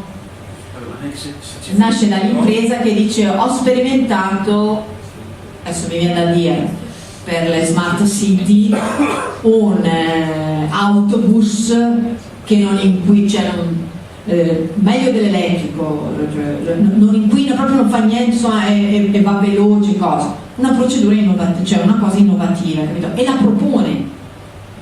Cioè potrebbe essere una cosa che l'amministrazione chiede, ma potrebbe essere anche una cosa che nasce, no, da una proposta e dice ma abbiamo studiato sta cosa, vi potrebbe interessare, ok? Quindi c'è lo sviluppo di ricerca e di tecnologie. Questo è l'imprinting, cioè è quello che fa da volano a questa procedura. Potrebbe essere anche qualcuno che dice ho fatto sta roba, ti interessa? Vado da N pubbliche amministrazioni finché trovo quella che mi interessa, e chiaramente siamo N imprese che hanno sviluppato sta roba, fai il bando se ti interessa e noi ti facciamo. Ecco che comunque allora c'è la peculiarità, loro hanno pensato a questa idea, però poi viene calata magari nella realtà di una città, di una smart city di Padova, che non è la stessa di Venezia, chiaro questo, quindi è comunque un'innovazione. Allora, altra procedura, tra virgolette, innovativa è il dialogo competitivo. Anche qui l'amministrazione ha una vaga idea di che cosa voglia acquistare, ma non è così, come si dice, chiara la sua idea. Adesso io ve la rendo con parole semplici. Quindi ha bisogno di un confronto competitivo con le imprese. Io ve la rendo semplice queste cose, ma guarda che comunque sono tutte procedure, ok? C'è sempre il bando, insomma, non è che chiamo le imprese a casa e dico vieni qua, parliamone, no.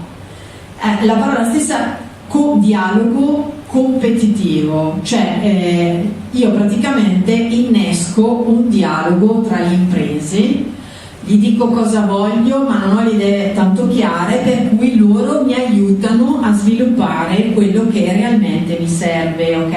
Ecco la competitività e comunque il dialogo continuo. È una procedura anche questa che ha diverse fasi e possiamo dire rilanci, no? Cioè continuo il confronto fino a quando non trovo il punto, come si dice, il punto morto che ho raggiunto, cioè quello che esattamente volevo, chiaramente sempre e comunque a un prezzo qualità adeguato alle mie tasche e alle mie esigenze. Poi ne abbiamo parlato parecchio stamattina, le procedure negoziate sotto soglia UE all'articolo 36, che è quello che va per la maggiore, che è quello che avete a disposizione nelle linee guida che vi ho dato, ed è il settore che è maggiormente diciamo sotto lente di ingrandimento, ok? Attenzione, mi sono dimenticata di dirvi prima, scusate, che nei vari programmi che abbiamo un settore monitorato da una nuova autorità in campo, è l'Agid, ed è il settore dell'informatica. Il legislatore ha messo il vincolo del piano triennale per l'informatica nelle PA, che viene fatto a parte, perché sostanzialmente si è accorto che nel settore dell'innovazione tecnologica c'è business. Quindi ha istituito un'autorità in campo che è l'Agid, che tra virgolette al momento non ha ancora fatto proprio le linee guida come Cantone, ma insomma dà degli indirizzi di spesa pubblica. Sembrerà una banalità, ma il business del software house, dell'informatica, è molto elevato, quindi hanno deciso di monitorarlo. Apro e chiudo una parentesi: gli acquisti informatici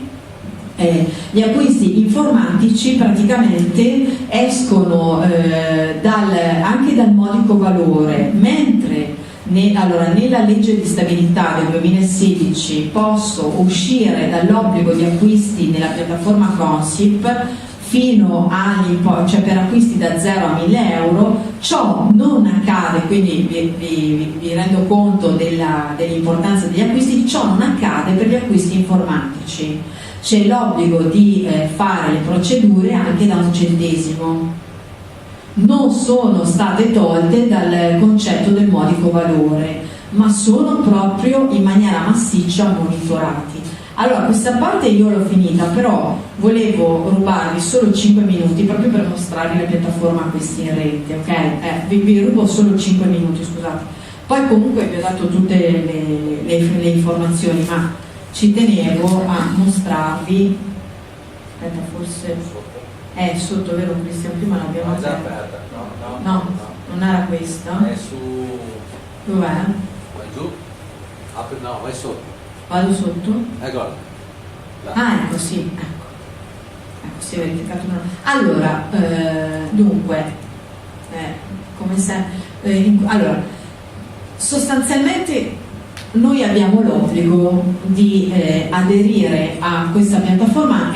Il sito è www.acquistinretepa.it. Questa è la piattaforma della centrale di acquisto a livello nazionale. Qui si registrano le imprese che vogliono lavorare con le pubbliche amministrazioni e le pubbliche amministrazioni che vogliono praticamente acquistare beni, servizi, ma recentemente anche lavori, ok? E c'è l'obbligo, ahimè, scusate che volevo un attimo logarmi per farvi vedere meglio la piattaforma, perché purtroppo stando da fuori non si vede ben poco. Allora, innanzitutto questa piattaforma è stata fatta la release il 19 di febbraio. La mia materia di insegnamento è principalmente questa. Oggi vi ho fatto una carrellata, però io insegno praticamente la gestione degli acquisti sulla piattaforma Consip. Vi do anche una novità, perché ne abbiamo parlato ieri con il referente veneto di Consip. Allora, se volete portarla a casa e dirla a diciamo i vostri colleghi nei comuni, insomma nelle vostre amministrazioni, dal 18 aprile, scusate, è stato posticipato, dal 18 ottobre 2018 ci sarà l'obbligo per le pubbliche amministrazioni di effettuare acquisti informatizzati sulle piattaforme, ok? Bene.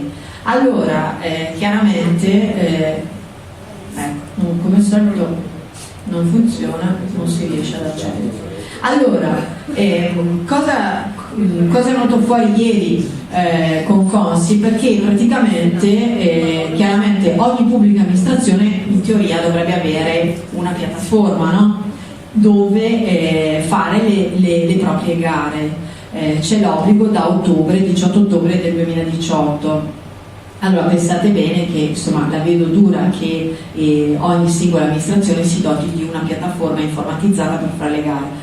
Consip, ci ha detto ieri, insieme al Ministero dell'Economia e delle Finanze ha redatto un protocollo d'intesa che può essere firmato con ogni pubblica amministrazione e si prende carico, si farà carico di fare un tot di numero di procedure in un settore della piattaforma acquisti in rete, ok?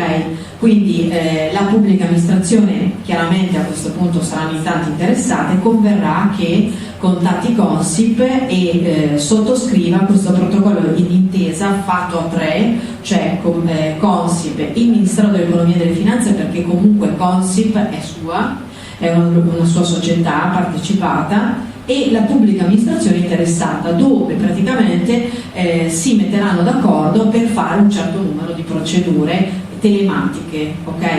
Questo a prescindere da tutte le procedure informatizzate che sono praticamente all'interno della piattaforma acquisti in rete, ok?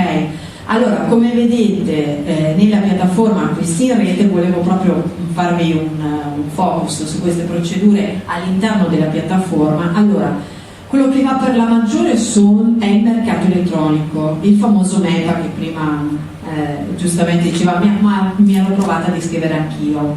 Allora, il MEPA, il famoso MEPA, è il mercato elettronico della pubblica amministrazione, dove in realtà Consip pubblica dei bandi, ok? Le imprese si iscrivono, ma come si dice, il governo della procedura, della tipologia di procedura, ce l'abbiamo in mano noi. Cioè Consip detta le regole del gioco, ok? Io aderisco, ma la procedura è in mano completa alle pubbliche amministrazioni. Come? Allora, posso acquistare direttamente un prodotto, pensate ad Amazon, ok? Mi scelgo un prodotto a catalogo, me lo porto a catalogo sul mio carrello con un click, è il prodotto che fa per me la penna Bic pallini blu, bene, me lo compro, ok? Quindi la transazione avviene con un ordine diretto all'interno della procedura del mercato elettronico, dove praticamente l'amministrazione acquista direttamente attraverso, si chiama un'ODA, ordine diretto di acquisto. Un'altra procedura che è nata da pochissimo e allineandosi al codice è la procedura fino a 40.000 euro, è la procedura di trattativa diretta. Posso fare anche il mio confronto concorrenziale tra più imprese anche al di fuori della piattaforma, ok?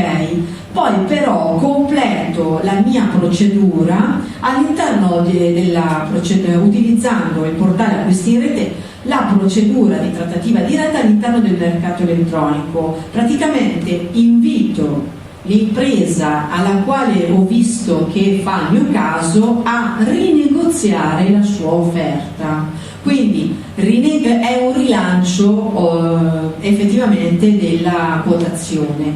In realtà ho visto con i 3 preventivi che mi sono fatta che devo comprare un po' di cancelleria, vabbè, gli ho dato i prodotti, questa è quella che mi fa meglio, mi dà i prodotti che voglio, però comunque sia ci provo e richiedo un ulteriore sconto, ok? Altra cosa è la procedura più complessa che abbiamo visto tra le varie procedure, è la procedura negoziata, la famosa richiesta di offerta. La posso utilizzare per n importi. Il mercato elettronico si utilizza però solo nel sottosoglia per importi di 221.000 euro, ok? Quindi adesso il sottosoglia posso utilizzarlo fino a là. Se ho importi superiori o l'amministrazione fa una procedura extra mercato, ok? Oppure utilizza il sistema dinamico che abbiamo visto, che vi ho accennato prima, cioè se c'è il bando posso fare l'appalto specifico, oppure un accordo quadro. Anche questa è una procedura innovativa dove Consip, però attenzione, in realtà ci fa già tutta la procedura, ok? L'amministrazione, allora, in base a come è impostato il bando, sostanzialmente l'accordo quadro che dura 4 anni, quindi è abbastanza interessante per la pubblica amministrazione partecipare a un bando di accordo quadro, perché è una procedura che mi fanno per me e che dura 4 anni, è poco, dopo sono tranquilli, ok? Qui nell'accordo quadro la procedura ci viene fatta interamente da Consip. La pubblica amministrazione ha 2 modalità previste in base alla previsione del bando di rinegoziare l'accordo quadro, che è o attraverso semplicemente un ordine diretto di fornitura, perché la Consip ha già impostato di tutto e di più, quindi faccio il mio, mi sta bene l'appalto della telefonia, mi sta bene, mi faccio il mio ordinamento anche per importi sopra soglia e so a posto. oppure in realtà devo rinegoziarlo attraverso una richiesta di offerta su chiaramente un appalto che è già stato strutturato e creato da Consip. Mi hanno fatto già il pacchetto tutto incluso, anche i fornitori, di solito c'è un unico fornitore e io vado però nuovamente a rinegoziare le mie condizioni, quindi è in realtà si definisce una rinegoziazione ad hoc per quell'amministrazione dell'accordo qua. Ultimo sono le convenzioni, spesso magari avete sentito parlare, le famose convenzioni. Sono vecchie come l'anteguerra il sistema delle convenzioni, adesso sono rimaste un po' ridotte ai minimi termini, però in realtà le convenzioni sono sempre strutturate, tutta la piattaforma acquisti in rete è strutturata in maniera modulare e similare su bandi, si esprime tutto su bandi. Le convenzioni Consip vengono praticamente è una gara che ci fa Consip per tutte le pubbliche amministrazioni, chiunque può aderire, ok? Il vantaggio è che ci troviamo una gara sopra soglia, quindi con procedura aperta, esempio carburanti, buoni pasto, okay? Quindi sono cose che impegnerebbero la pubblica amministrazione a perdere un sacco di tempo. Ce la fa Consip, la procedura ce la fa Consip, noi sostanzialmente aderiamo. Okay? Quindi con un ordine diretto, chiaramente l'appalto deve andarci bene al 100%, aderiamo e ci troviamo praticamente il bello servizio a casa, okay? Non dobbiamo fare assolutamente niente perché ha fatto tutto Consip per noi. La piattaforma quindi è uno strumento utilissimo, il guaio è che spesso non funziona bene. Solo questo, perché in realtà sarebbe proprio utilissima. Basta, Cristian mi fa. Spero insomma che la mattinata sia stata utile. Grazie.